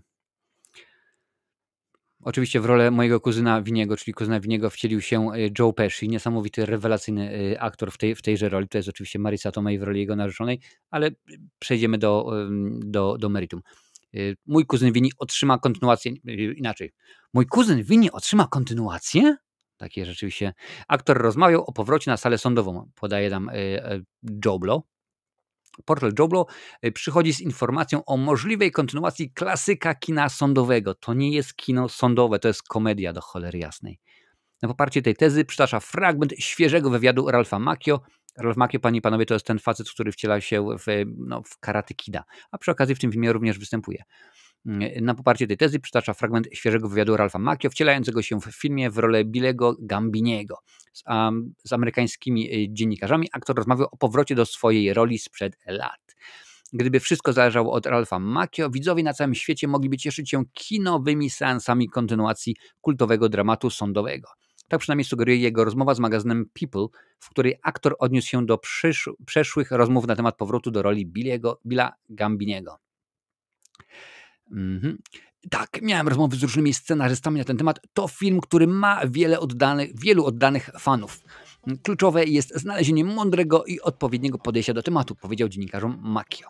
Do odświeżenia mojego kuzyna Viniego potrzeba by jednak ekranowej obecności Joe Pesciego. Bez tytułowego bohatera ciężko bowiem wyobrazić sobie jakkolwiek plany powrotu do marki. Ten z kolei dość rzadko pojawia się ostatnio w filmach. W całym XXI wieku wystąpił raptem w 5 produkcjach. Z Irlandczykiem i serialem Zupełnie nic na czele. Ciężko powiedzieć, czy przybywający na przerywanej emeryturze aktor byłby zainteresowany powrotem do roli Viniego. Może połączyłby się z nami przez FaceTime'a? Cudownie, już wiemy, do kogo trafia nagroda imienia Karola Strasburgera. Przypomnijmy, że w wyreżyserowanym przez Jonathana Lina Moim kuzynie Vini z 1992 roku dwójka młodych nowojorczyków zostanie aresztowana pod zarzutem morderstwa, błędnie oczywiście. Bronić ma ich kuzyn jednego z nich, Vini Gambini, charyzmatyczny adwokat, ale bez jakiegokolwiek doświadczenia na sali sądowej. Marisa Tomei, wcielająca się w filmie w rolę narzeczonej Viniego, zdobyła za swoją kreację Oscara dla najlepszej aktorki drugoplanowej, a Joe Pesci, panie i panowie, w tymże filmie był bezpośrednio po zdobyciu Oscara, jak najbardziej, za Casino Martina Scorsese. Nawet jest jedna scena, jeżeli widzieliście film, kiedy to właśnie mój kuzyn Vini, czyli Vini, siedzi w więzieniu, leży twarzą do ściany i jak to wiem oczywiście, ponieważ ja uwielbiam ciekawostki i oglądałem ten film 500 000 razy, z tego kilkanaście przynajmniej tysięcy razy z komentarzem reżysera i od twórcy Głównych Ról, że akurat on leżał i ściskał Oscara w sobie, bo dostał Oscara i był z tego faktu bardzo, bardzo zadowolony. Więc no, co tu dużo mówić. Jak dla mnie jest to pomysł kompletnie chybiony, kompletnie poroniony. Takich rzeczy się nie powinno się ruszać, takich rzeczy się nie powinno, tak samo jak ktoś wpadł na pomysł, o, zrobimy Kosmiczne Jaja 2, będzie super świetnie, nie, jeszcze ja. Po jaką cholerę, czy po i włosy rozpuszczone. No dokładnie, rzeczywiście, no bo to akurat nie ma po co. Dla mnie takich rzeczy się nie powinno ruszać, tym bardziej, że mogą stwierdzić, podobnie było teraz ze Śnieżką. Zrobili film, który miał być ekranizacją, inaczej, miał być aktorską wersją bajki i nie był. Zamiast tego zrób nowy film. Tak samo z moim kuzynem Winim. Nie rób kontynuacji, tylko zrób nowy film, powiedzmy, użyj podobnych postaci. Nikt się do tego nie przyczepi, no bo co, powiesz, że nie mogliśmy Joe Pesciego zgarnąć, bo w tamtym filmie wystąpił 40 lat temu, 40 plus lat temu i teraz nie chciał. No nie, no po prostu weź, zrób tak, bo to akurat nie ma po co i pogadamy i dziękuję bardzo i będzie po wszystkiemu i już. I to byłoby chyba, panie i panowie, najlepsze rozwiązanie. Wydaje mi się, to byłaby najciekawsza sprawa. Ja też nie widzę sensu, żeby robić kontynuację, zwłaszcza, że film miał zamkniętą historię. Wątki zostały zakończone, więc co tu nowego pokazać? No pewnie, że tak. A poza tym wyobraź sobie, że w tym momencie zgarniesz Joe Pesciego, więc jak go chcesz ściągnąć z emerytury, to musisz mu dać ładnych kilka baniek, bo nie ma bata. Marisa Tomei, no okej, wtedy była początkującą, można powiedzieć, aktorką. Może niewiele ją kojarzył, ale teraz to jest ciotka May z Marvela, to ona będzie miała wygórowane wymagania, jeżeli chodzi o finanse, a no, nie ma potrzeby, tak? To nie jest taka komedia, która zarobi $500 milionów. No nie, to jest, powiedzmy, dobry film, który jeżeli zrobisz sensownie, fajnie, no to może zarobić tam, powiedzmy, ze 100-200, ale tylko i wyłącznie po to, żeby wyjść na zero i może się uda, no niekoniecznie akurat. Ja rzeczywiście jakoś niespecjalnie w to wierzę. A ja, panie i panowie, przypominam, że gadamy sobie dzisiaj o wszystkim, związanym z filmami, zresztą co niedzielę tak sobie gadamy o 20 czasu polskiego. Więc jak chcesz być informowany na bieżąco, pewnie, że tak będę przypomniał, to daj suba i włącz dzwonek z opcją wszystko, bo rzeczywiście materiałów na tym kanale pojawia się dosyć sporo. Przynajmniej 3 razy w tygodniu coś tam się wrzuca. A jeżeli licząc short, jeżeli lubisz short, to tego jest bardzo dużo i tego się przypomina jeszcze troszeczkę więcej. Niestety, panie i panowie, nadchodzi taki moment, że trzeba pomówić o tym, że PESEL-u nie oszukasz, a ten weekend był bardzo niedobry, bardzo niedobry dla świata filmu, dla mnie osobiście również, o tym będzie oczywiście za chwilę. Zaczniemy od legendy kina kopanego, bo odszedł od nas rzeczywiście. Widziałem, że tam był panowie z kanału z KSW, czyli Kino Sztuk Walki, robili live o tym, ale legenda kina kopanego nie żyje. Richard Norton zmarł nagle. To jest ten gentleman, panie i panowie, zaraz pokażę kolejne zdjęcie. Richard Norton, człowiek, którego zna każdy, kto wychował się na kinie kopanym lat 80., 90., czyli VHS, czyli rzeczony wcześniej oczywiście Eryk, rzeczony wcześniej Sasik. Charyzmatycznym złoczyńcą i człowiek o umiejętnościach, który imponował na ekranie w wielu filmach, walczył z wieloma gwiazdami i był wzorem dla kolejnych pokoleń. Nawet sam Chuck Norris odniósł się do tego, bo akurat panowie również razem współpracowali wielokrotnie. Richard Norton zmarł niespodziewanie w wieku 75 lat. O nagłej śmierci legendy kina kopanego poinformowała jego żona Judy w mediach społecznościowych. Przyczyny śmierci nie są znane. Wiele gwiazd gatunku oraz aktorów pracujących w branży złożyło hołd komuś, kto odcisnął na nim piętno. Oczywiście nie mogę tego wszystkiego pokazać, zresztą widzicie. Fani kojarzą Richarda z filmów z Hongkongu lat 80-90, w której w epoce VHS cieszył się wielką popularnością w Polsce i innych krajach świata. Jako aktor zadebiutował w 80 roku w filmie Ośmiobok, w którym grał zamaskowanego wojownika walczącego z samym Chuckiem Norrisem. W Hongkongu swoją współpracę z legendarnym Sammo Hungiem rozpoczął od swojego pierwszego filmu na tym rynku, czyli Na celowniku. Rzeczywiście było tego dużo. Później oczywiście współpracował jeszcze między innymi, tu akurat nawet są zdjęcia, to czekajcie, czy mogę pokazać te zdjęcia? Czy się uda? No nie to chcę. O, zdjęcia są filmiki. Aha, no są filmiki, to nie można. To jest Richard Norton, tutaj jest, proszę bardzo, to jest z Cynthią Rothrock. Oczywiście tutaj widzimy z Jackiem Chanem i kilkoma innymi znanymi postaciami. Wśród jego filmów można wymienić takie tytuły jak Zwariowany pociąg, Magiczny kryształ, Mistrz Gimkata, Fight to Win, Return to the Kickfighter, Bloodstreet, Rapid Fire, China O'Brien, to jest właśnie z Cynthią Rothrock, Miecz, Bushido, Waleczna Dama, Wściekłość i Sprawiedliwość, Ironheart, Miejski Łowca, Przyjemniaczek i tak dalej. Na ekranie walczył m.in. z Chuckiem Norrisem, Cynthią Rothrock, Jackie Chanem, Sammo Hungiem i wieloma innymi. Obok kina kopanego Norton pracował przy większych produkcjach hollywoodzkich jako koordynator scen walki. Z ostatnich lat można tutaj wymienić takie tytuły jak Furioza, Legion Samobójców, The Suicide Squad, Legion Samobójców, Mad Max na drodze gniewu, proszę bardzo, Adaś dopiero mówił o Mad Maxie, czy Niesamowity Spider-Man.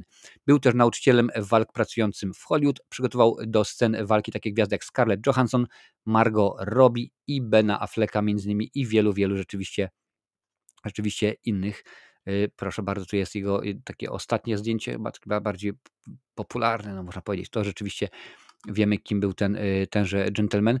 No, ja wam mówiłem już wiele razy, że niestety tak to jest, że no, my żyjemy w tym świecie, no i robimy się starzy i co tu dużo mówić, panie i panowie, PESEL-u nie oszukamy i coraz więcej będzie takich niestety materiałów, odcinków, gdzie takie osoby będą odchodziły. To był Richard Norton. Kolejny Richard, panie i panowie, tym razem znowu z guzik nacisnąłem, ale zdarza się. Tym razem Richard Chamberlain, panie i panowie, gwiazdor Szoguna i Ptaków Cierniczych Krzewów, odszedł, miał 90 lat. Oczywiście nie tego Szoguna ostatnimi czasy, tego z lat bodajże 80. To jest akurat artykuł Variety. 29 marca, na 2 dni przed 91 urodzinami, zmarł Richard Chamberlain. Polska publiczność znała go doskonale z ról w takich popularnych serialach jak Dr. Kildare, Szogun oraz Ptaki Ciernistych Krzewów. Przyczyną śmierci aktora były komplikacje po udarze. No dla mnie on będzie tylko i wyłącznie Jasonem Bournem. Zawsze go pamiętam z tejże roli w filmie pod tytułem Tożsamość Bourna, oczywiście ekranizacja powieści Roberta Rodlema, gdzie film miał 3 godziny i 5 minut. Z Jacqueline Smith wystąpił w tymże filmie. Nasz ukochany Richard jest teraz z aniołami, napisał w oświadczeniu Martin Rabbit, wieloletni partner aktora. Jest wolny i uniesie się ku tym, którzy byli przed nami. Mieliśmy wielkie szczęście, że mogliśmy znać tak niesamowitą i kochającą duszę. Miłość nigdy nie umiera, a nasza miłość jest pod jego skrzydłami. unosząc go ku kolejnej wielkiej przygodzie. Kilka słów na temat jego oczywiście kariery. Przyszedł na świat 31 marca 1934 roku, więc rzeczywiście już poważnie. Wystąp przyniósł oczywiście w serialu Dr. Kildare, lata 61-66, bardzo znany. Występ przyniósł mu pierwsze w karierze Złoty Glob. 2 kolejne otrzymał za występ w Szogunie oraz Ptakach Ciernistych Krzewów. Panie i panowie, wszystkie 3 seriale odniosły sukces na całym świecie, zgadza się. Widzowie mogli podziwiać go na małym ekranie, także m.in. w ekranizacji Tożsamości Borna oraz Hrabiego Monte Cristo. W bogatym CV aktora znajdziemy również Gotowych na wszystko, Bez skazy oraz Twin Peaks. Pamiętam go również m.in. z takiego filmu o 3 muszkieterach. Tam rzeczywiście też obsada była świetna. To, jak akurat widzicie, jest tożsamość Borna. Choć domeną Chamberlaina była telewizja, w jego dorobku nie brakuje także filmów kinowych. Wystarczy wspomnieć takie głośne tytuły jak 3 muszkieterowie oraz ich kontynuacje, nominowany do Oscara w 8 kategoriach Płonący wieżowiec, Ostatnia fala, Rój, a także Kopalnie Króla Salomona oraz ich kontynuacja Quatermain i Zaginione Miasto Złota. Tutaj akurat partnerowała mu, zresztą widać na zdjęciu, proszę bardzo, tutaj jest młodziutka Sharon Stone. Akurat pamiętam obie części, bardzo fajne. Zresztą za czasów VHS-u było to coś bardzo popularnego. Aktor od lat mieszkał na Hawajach, w wolnych chwilach angażował się w działalność ekologiczną, wspierał m.in. ochronę rzeki Tuolumne w Kalifornii. Jego wysiłki przyczyniły się do objęcia rzeki ochroną w ramach amerykańskiego narodowego systemu dzikich i malowniczych rzek. Więc rzeczywiście bardzo, bardzo zacny aktor, bardzo rzeczywiście poważna sprawa. No ale cóż, bohater mojej młodości. Facet, dzięki któremu zakochałem się w Shogunie. W ogóle do dzisiaj pamiętam, że Shogun, mowa o tym serialu sprzed wielu lat, to był pierwszy, którego oglądałem wszystkie odcinki. No wiem, że ktoś mi powie zaraz, ale Dynastię też oglądałeś i Santa Barbarę i tak dalej, bo to się oglądało wtedy pewnie, że tak, ale to akurat było coś niesamowitego, coś rzeczywiście bardzo dobrze wyglądające. No i panie i panowie, odszedł od nas również mój kolega, przyjaciel, osoba, z którą współpracowałem właściwie 4 razy. Proszę bardzo, Will Nugent. Wiem, że to jest po angielsku, zaraz to włączę tłumaczenie, przetłumaczę to na polski. I z tego co wiem, tłumaczenie jest beznadziejnie, więc proszę się tak do końca tym nie sugerować. Will Nugent zmarł spokojnie po południu 29 marca w Tipperary University Hospital, otoczony rodziną. Będzie go nam brakowało i będziemy go czule wspominać. Jego partnerka Diane, córka Ash, synowie Fergus, Colum i Kieran, matka Helen i jego uwielbiający bracia i siostry, siostrzeniec i siostrzeńcy, jego wnuk Ryan i wnuczka Rosanna. Will poświęcił swoje życie społeczności i dotknął wielu osób poprzez bezinteresowną działalność wolontariacką, sztukę, dramat i kajakarstwo. Był w całkowitym spokoju i zadowoleniu, pływając kaniakiem po rzece Siur. Był prawdziwym ambasadorem piękna natury w South Tipperary. Oczywiście to jest więcej informacji na temat tego, co będzie się działo, bo akurat Will będzie kremowany, nie będzie pogrzebu, ale Will, co jest, może myśleć, że to jest jakieś zaskakujące coś, to był facet, który tak naprawdę, którego się uważało jako brata. W ogóle wam pokażę, wyłączę to na chwilę, ale on wystąpił oczywiście, tutaj widzicie, za mną jest zdjęcie Miki, ale mam tutaj, tylko czy będę mógł udostępnić to? Chyba będę mógł udostępnić. Mam, nie, cały ekran, proszę bardzo. Od momentu, kiedy film był wypuszczony, tu widzicie, to jest mój no, jeden z moich monitorów. Cały czas jest właśnie jest obraz, to jest Will, który jest autorstwa Magdy Piekarczyk. Rzeczywiście. To był facet no, niesamowity do tego stopnia, że on cię traktował jak starszego brata. Tutaj wiem, że na czacie jest kilka osób, które znało Willa bezpośrednio, osobiście. I pamiętam, że poznałem go, kiedy kręciłem, to był chyba 2009 albo 2010 rok. Kręciłem wtedy film pod roboczym tytułem Mr. Unlucky, czyli powiedzmy pechowiec, tam pan pechowiec, jak kto woli.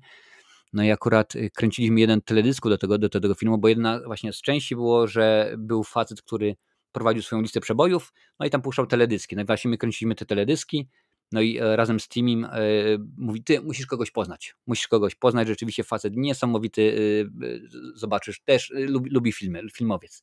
Okazało się, że Will też już wtedy wystąpił w kilku filmach, więcej niż kilku filmach, ale też wyreżyserował jeden.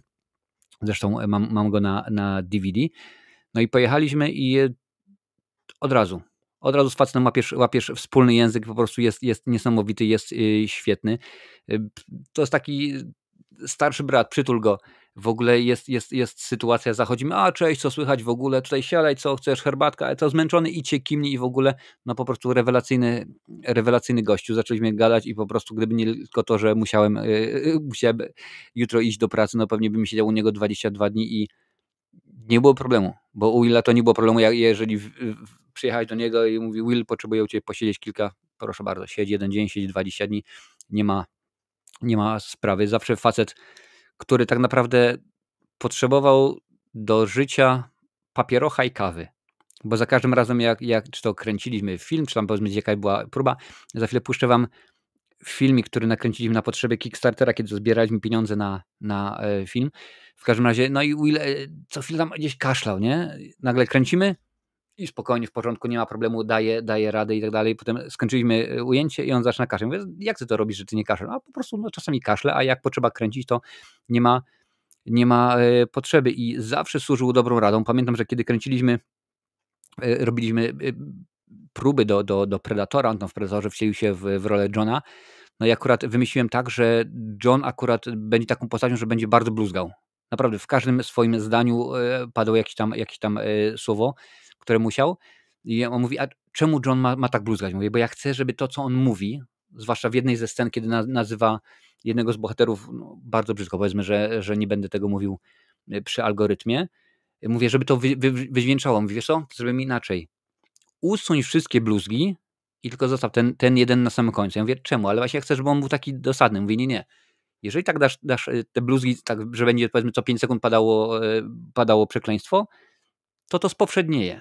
I to tak naprawdę ludzie nie zauważą, kiedy on chce rzeczywiście przywalić. A tak to jak nie będzie przeklinał przez całą swoją rolę, że tak powiem, dopiero na końcu przywali, to będzie miał taki podwójny wydźwięk.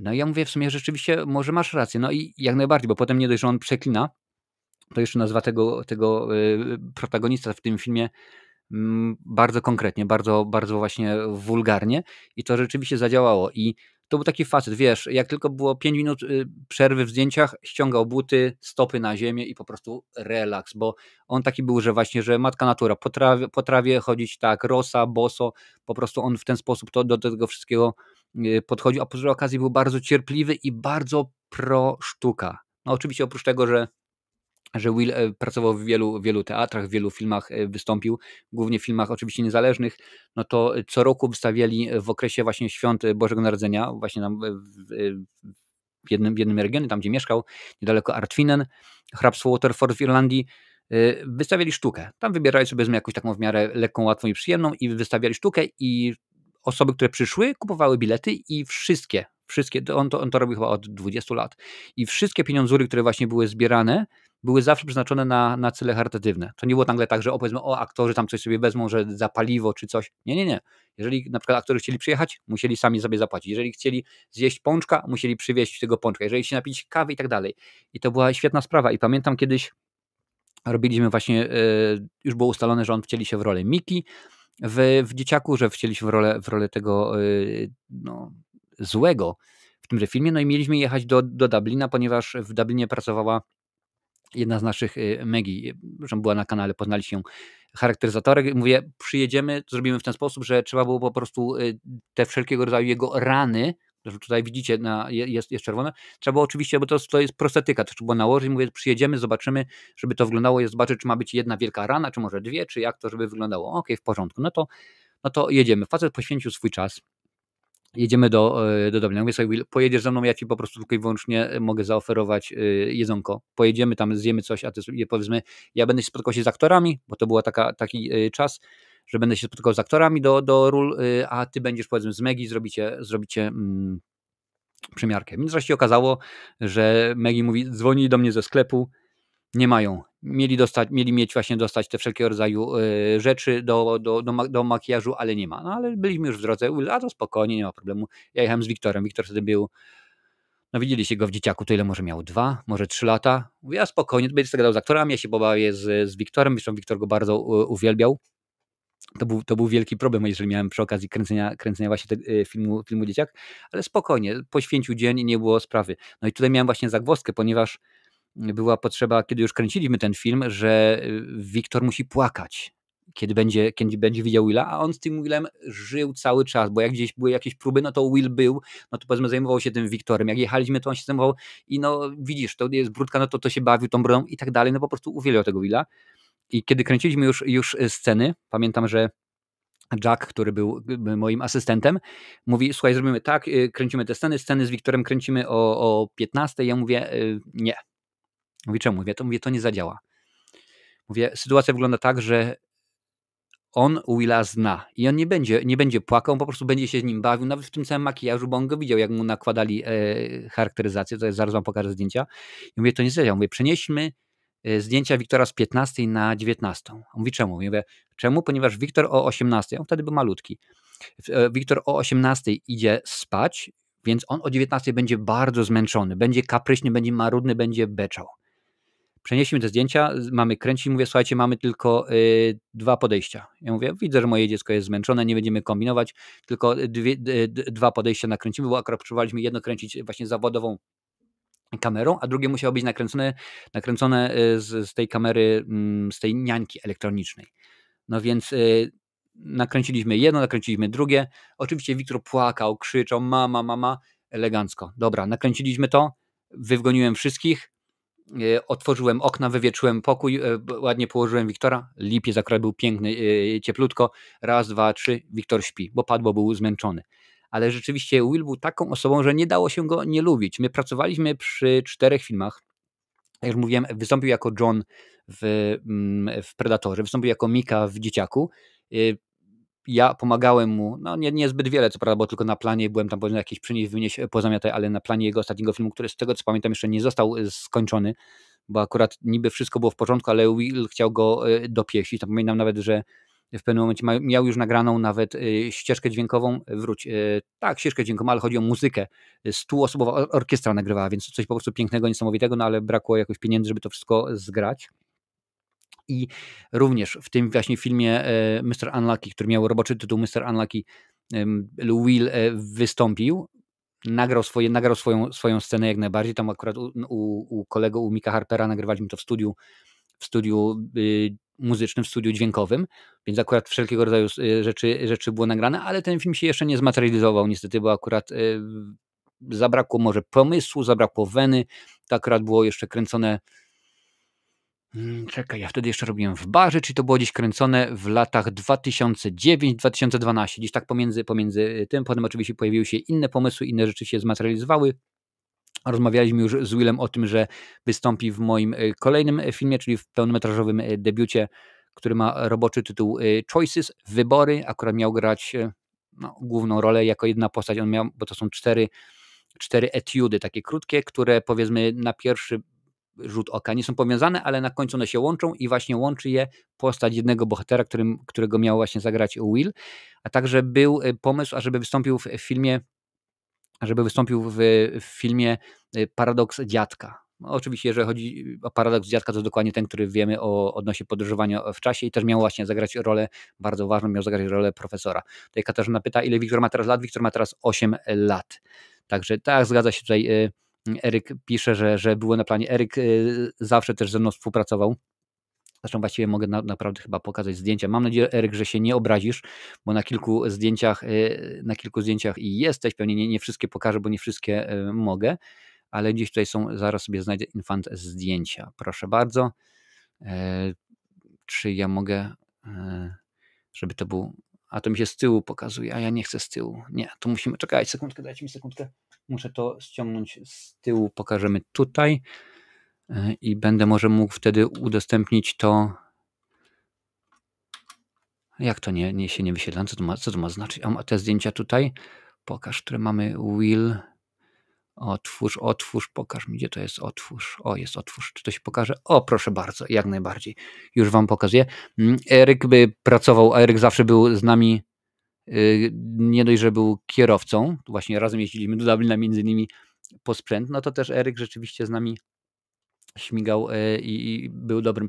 Tutaj są zdjęcia oczywiście z planu, to jest jedna z naszych charakteryzatorek, więc tutaj się zajęło. Tutaj jak widzicie jest kolejna aktorka, wcielała się w rolę bardzo ważnej dziewczyny, no to akurat stacja, gdzie pracowaliśmy. Przemek jest masażem, tak to się nazywa? Chyba tak, to jest osoba, która zajmuje się produkcją wędlin, więc akurat tutaj jak widzicie to jest grill, Przemek się zajmował tak zwanym cateringiem, czyli żarciem przy okazji i on akurat nam to wszystko ładnie zasponsorował. To jak widać jest Will i Przemek, no to Marcinek, to było jakieś 25 kg temu, panie i panowie. Tutaj stacja, gdzie widzicie, kręciliśmy ładnie, tutaj jest Wes, wcielając się w główną rolę. Tutaj jest Alba, ten w czapeczce, tutaj to jest Jack, panie i panowie, mój asystent, tutaj jest Jacqueline, która też w tym filmie wystąpiła. To było kręcone znowuż u Krzyśka w domu. Tutaj ekipa. To są oczywiście takie zdjęcia, nie wszystkie są super świetne. Tutaj jak widzicie była właśnie nakładana charakteryzacja. Tutaj jest Kloda. Kloda jest właśnie jedną z tych aktorek, która współpracowała z Willem. Kloda z zawodu jest prawniczką i sobie pracuje. Czasami się do niej odzywam i mówię: ty Kloda, a co powinien zrobić dzieciak, żeby trafić do więzienia na 20 lat? Ona mówi: co się stało? Ja mówię: no nic, scenariusz pisze i potrzebuje po prostu wiedzieć, czy gdyby zrobił to i to mógłby trafić. Mówię: no nie, pierwsze przewinienie, mówię, no w zasadzie tak powinno być, nie, to się nie stanie i tak dalej.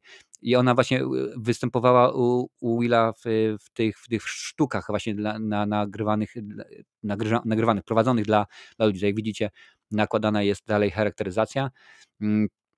Tutaj jest Tomas akurat, któremu Maggie, widzieliście ją, tutaj jest ten obraz Miki, jak widzicie, którego już wcześniej, tutaj część zdjęć, jest kilka fajnych. Maggie ogólnie zajmowała się ładnym makijażem, ale czasami przy okazji Miki to musieli popracować. Tutaj jest specjalnie pozowane, to jest jeden z kadrów, można powiedzieć, filmu, kiedy Nina tutaj sobie ładnie sobie pozuje. Tutaj jest ta naklejka, którą widzicie, to jest Rob O'Dwyer, on jest aktorem, ale głosowym i nagrywał głos właśnie do Predatora, a także przy okazji głos Miki. To, co słyszycie Mikę, to nie jest Will, tylko to jest właśnie akurat Rob O'Dwyer i mówię: to dawaj, tutaj będzie chyba na tablecie było używane. Tutaj widzicie, patrz, jaka młodziutka Maja, to jest akurat wtedy, kiedy kręcimy zdjęcia, to jest u mnie na ogródku. To jestem ja, uwierzcie albo nie, to jest opalenizna i w tym momencie to jest około godziny 1:00 w nocy, bo akurat kręciliśmy tak dosyć konkretnie, coś ciekawego. O, moja stara kanapa, czy coś tu jakieś inne są fajne zdjęcia. O, to jest Wiktor, jak widzicie, tu już jest z dzieciakami, no i to chyba rzeczywiście tyle jest. Aczkolwiek było bardzo zabawne, bo Will jako Mika, wyobraziłem sobie do tego, widziałem to było chyba w jednym z filmów albo Obecność, albo Zakonnica, coś takiego. W każdym razie tam był taki facet i on miał białka oczu, oczy miał całe białe, takie za mgłą. Ja mówię, to będzie super wyglądało właśnie, żeby tak zrobić taką postać, żeby ten Mika był ślepy, ale te oczy będą tak bardziej wyraziste. No i elegancko, w porządku, zamówiłem skontaktowałem się właśnie z chyba Jocelyn, chyba akurat zajmowała się tymi rzeczami i mówi: słuchaj Marcin, nie ma szkieł kontaktowych. Ja mówię: co się stało? Już wam mówię. Dobrze wiecie, że mieszkam w Irlandii, a w Irlandii jest bardzo popularny Halloween, zresztą stąd się wywodzi, przecież to święto celtyckie i za każdym razem, co roku jak jest Halloween, no to mnóstwo osób chodziło do takich sklepów typu Super Bayer, 1000 drobiazgów i tak dalej i kupowało sobie tam jakieś zabawkowe, jakieś takie śmieszne, straszne, różne szkła kontaktowe. Wkładało się je na jeden wieczór, łabu, żeby powiedzmy oczy były zombiakowe, pasowało do kostiumu i w porządku. Ale problem był taki, że bardzo dużo osób potem, powiedzmy delikatnie mówiąc, dawało w palnik i gdzieś tam powiedzmy te soczewki zostawały na noc albo wyjmowali brudnymi paluchami i tak pech chciał, że rocznie, zaraz po Halloween zgłaszało się mnóstwo osób do okulisty z zapaleniami spojówek, z chorymi oczami i tak dalej. Więc rząd przegłosował ustawę, że Nie można sprzedawać szkieł kontaktowych, takich zabawowych. Jeżeli chcesz takie szkła kontaktowe, to musisz iść do lekarza, do okulisty, on przepisze ci i tak dalej, więc nie można było tego, bo ludzie po prostu dali ciała, no i stwierdzili, że to jest głupota, cytując e-kabaret, no i nie będziemy tak robić i będzie rzeczywiście super fajnie, bo my już pozbędziemy się tego problemu. No i Jocelyn powiedziała mi tą historię. No i ja mówię, czekaj sekundkę, zobaczę, co się da zrobić. Wszedłem na internet i mieszkam w Irlandii, ale Irlandia Północna to już jest inny kraj, to już jest Wielka Brytania i tam to prawo nie obowiązywało. Więc to było powiedzmy w środę po południu, zamówiłem w piątek, mamy kręcić zdjęcia, my nie mamy jeszcze szkieł kontaktowych. Zamówiłem to, okazało się, wziąłem przesyłkę przesyłkę ekspresową, w piątek ta przesyłka była dostarczona i udało się.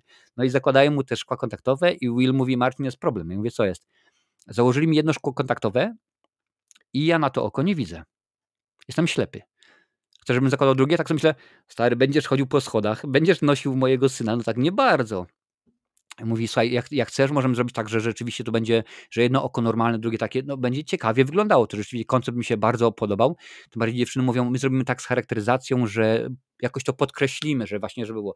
No ja mówię, dobra, w porządku. No i rzeczywiście wyglądało to bardzo, bardzo dobrze. Udało się i akurat to wyszło jak wyszło. No oczywiście film nie wyszedł rewelacyjny, no ale to akurat taka jest sytuacja, że to już bardziej warsztat reżyserski nie pomógł, a nie to, że aktorzy. Ale było to doskonałe przeżycie. Miałem wam właśnie włączyć ten filmik, który nagrywaliśmy. Jest to produkcja, no ja też niestety w tym filmie występuję. Drodzy panie i panowie, więc bardzo was za to przepraszam, ale jest to film, który nagrywaliśmy na potrzeby Kickstartera, kiedy zbieraliśmy pieniądzurę. Pomysł jest taki, to jest tylko po angielsku, więc no musicie się uzbroić w cierpliwość, może zrozumiecie, że ja jestem przetrzymywany właśnie przez Mikę, no i on każe mi powiedzieć ludziom, żeby wpłacali pieniądze na Kickstartera, bo inaczej on mnie nie uwolni, czy coś takiego. Tak to wymyśliliśmy. No i słuchajcie, to ma kilka sekund, ja to włączę w tym momencie to na chwilę. Dajcie znać w ogóle w komentarzu, czy będzie dźwięk, bo akurat tego pomysłu już dawno nie wykorzystywałem. Mam nadzieję, że będzie w porządku. Zostawię was sam na sam z Williamem, Miką Nugentem. Zobaczmy, jak to wyglądało. Nawet muszę przyznać, że zapomniałem, że użyłem tej ścieżki z Frediego, więc pewnie mi to za chwilę YouTube wytnie, więc będę musiał to, znając życie, usunąć. No tam chodziło o to, że ja to nagrywałem elegancko, niby skończyło się ujęcie, po czym Will wchodzi, mówię, dobra, było super, ale musimy to zrobić jeszcze raz. Mówi, ja byłem na papierochu. Having a fag. Mówi, byłem na papierochu, musimy to nagrać jeszcze, zaczynamy, nie? Okazało się, że ja nagrywałem to, ale z Miką, z prawdziwym duchem, więc jakoś tak to rzeczywiście wyglądało. Tworzymy małe społeczności, nawet w wielkich miastach, jak ktoś odchodzi z tej grupy, to dotyka cię bezpośrednio. No tak, to jest, wiesz, zawsze myślisz, spokojnie, spotkam się z nim, jeszcze jest czas, no to będzie bardzo dużo czasu. Tym smutniej jest, kiedy odchodzi ktoś, kogo się znało, z kim się pracowało, przyjaźniło. Rest in peace dla twojego kolegi. Dziękuję bardzo. Rest in peace dla twojego kolegi. Szkoda, że ludzie się udzielając społecznie, bardzo mili, sympatyczni ludzie odchodzą często bardzo szybko. No, rak go dorwał. Domyślam się, że właśnie palenie tych papierochów i tak dalej, wszystko to nie pomogło i to rzeczywiście zrobiło się, tak, 28 dni, no bo chodziło o to, że akurat takie były ustawienia na Kickstarterze, że właśnie wymagali, tam bodajże można było chyba 7, 14 albo 28 dni, że 28 dni, żeby to zrobić.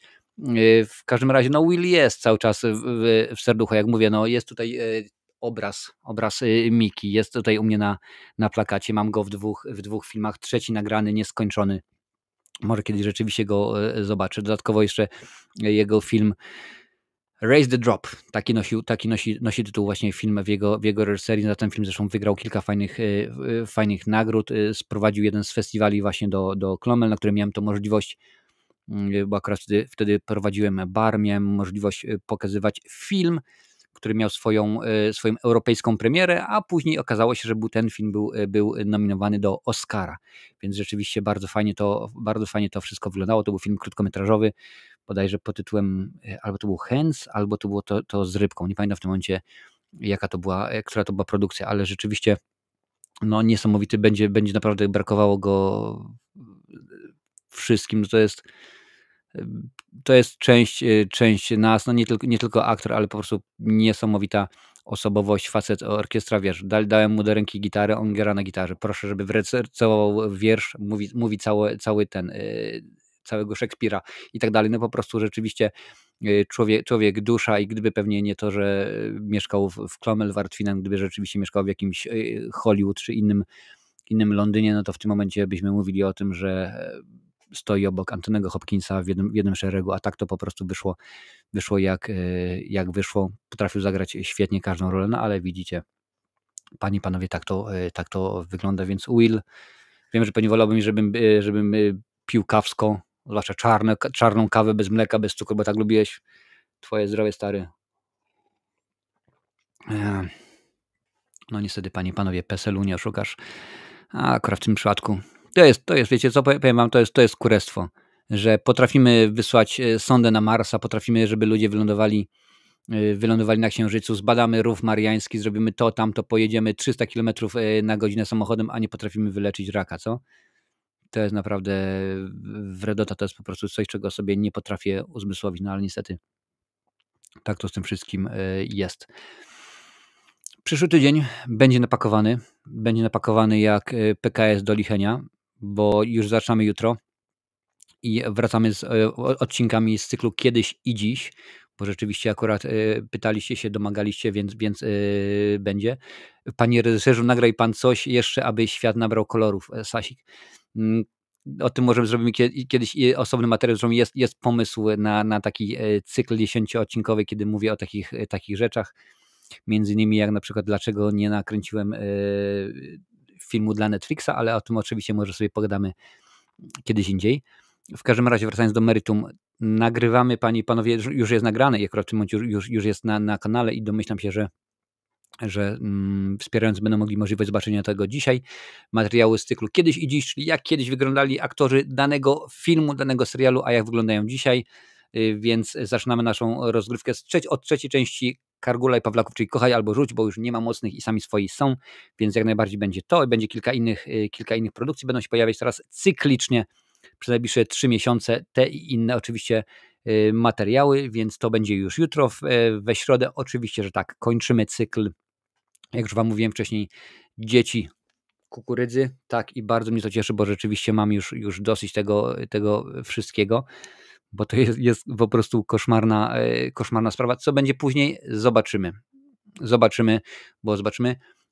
Katarzyna pyta, ile godzin poświęcasz na YouTube obecnie, a to w zależności, wiesz, od tego, jak to wygląda. Za dużo, Kasiu, za dużo, bo biorąc pod uwagę, że mam pracę, czyli powiedzmy umówmy się o 9 do 5 przysłowiowe, trzeba pójść do pracy, tutaj są jeszcze dzieciaki, że jak widzicie tutaj z tej strony, proszę bardzo, rower jest, bo Wiktor niedługo ma komunię i tak dalej, zrobić to, tamto, kilka godzin dziennie, powiedzmy 4, aczkolwiek wczoraj kiedy się dowiedziałem o ilu bardzo słabo i nie miałem nic ochoty po prostu, więc oglądałem wczoraj filmy i obejrzałem chyba 4 czy tam 5 filmów wczoraj pod rząd. Czekajcie, The Longest Day, co było potem? Tak, The Longest Day, Stan Lee's Mutants, Monsters and Marvels, Sky Blue, czyli manga Starship Troopers i The Chronicles of Dark Fury, więc rzeczywiście możliwe, że kiedyś zrobię recenzji. I w piątek oczywiście będzie nowa recenzja nowego materiału. Co w piątek, Wiktor? Nie wiem, zobaczę, bo tak naprawdę u mnie z kinem jest bardzo różnie, bo nie wszystko jest pokazane. Teoretycznie powinien być Minecraft Movie, bo akurat mam już zapowiedziane, że idę na ten film. Tak samo jak, no może niekoniecznie jest to moja bajka, no ale wiesz, kiedy syn mówi czy tam coś, tato, chodź pójdziemy zobaczyć Śnieżkę, tato, chodź pójdziemy zobaczyć Minecraft Movie, tata, chodź zobaczymy Psi Patrol, no to trzeba oczywiście pójść i zobaczyć, więc to się wszystko okaże. Wracamy z gościami, panie i panowie, będą się już pojawiali. Mamy w tym momencie już potwierdzone są 2 osoby. Różne tematy będzie się pojawiało i będą to youtuberzy, będą to osoby z kina, aktorzy, reżyserzy. Zobaczymy, co się będzie działo, a my oczywiście, że tak, na żywo widzimy się jak zawsze w przyszłym tygodniu, co niedzielę o 20 czasu polskiego, bo tutaj widzę, że na przykład Eryk jest, a Eryk mieszka w Irlandii, więc to będzie o 19 czasu polskiego. Musicie dostosować zegarki, zobaczyć, panie i panowie, jak to u was wygląda. A z mojej strony to już wszystko. Dziękuję bardzo. Pamiętajcie, dajcie jeszcze łapę, nakarmcie algorytm, jak to mawiają chłopaki z meczyków, nakarmcie algorytm, niech to się niesie i widzimy się na żywo za tydzień. Cześć.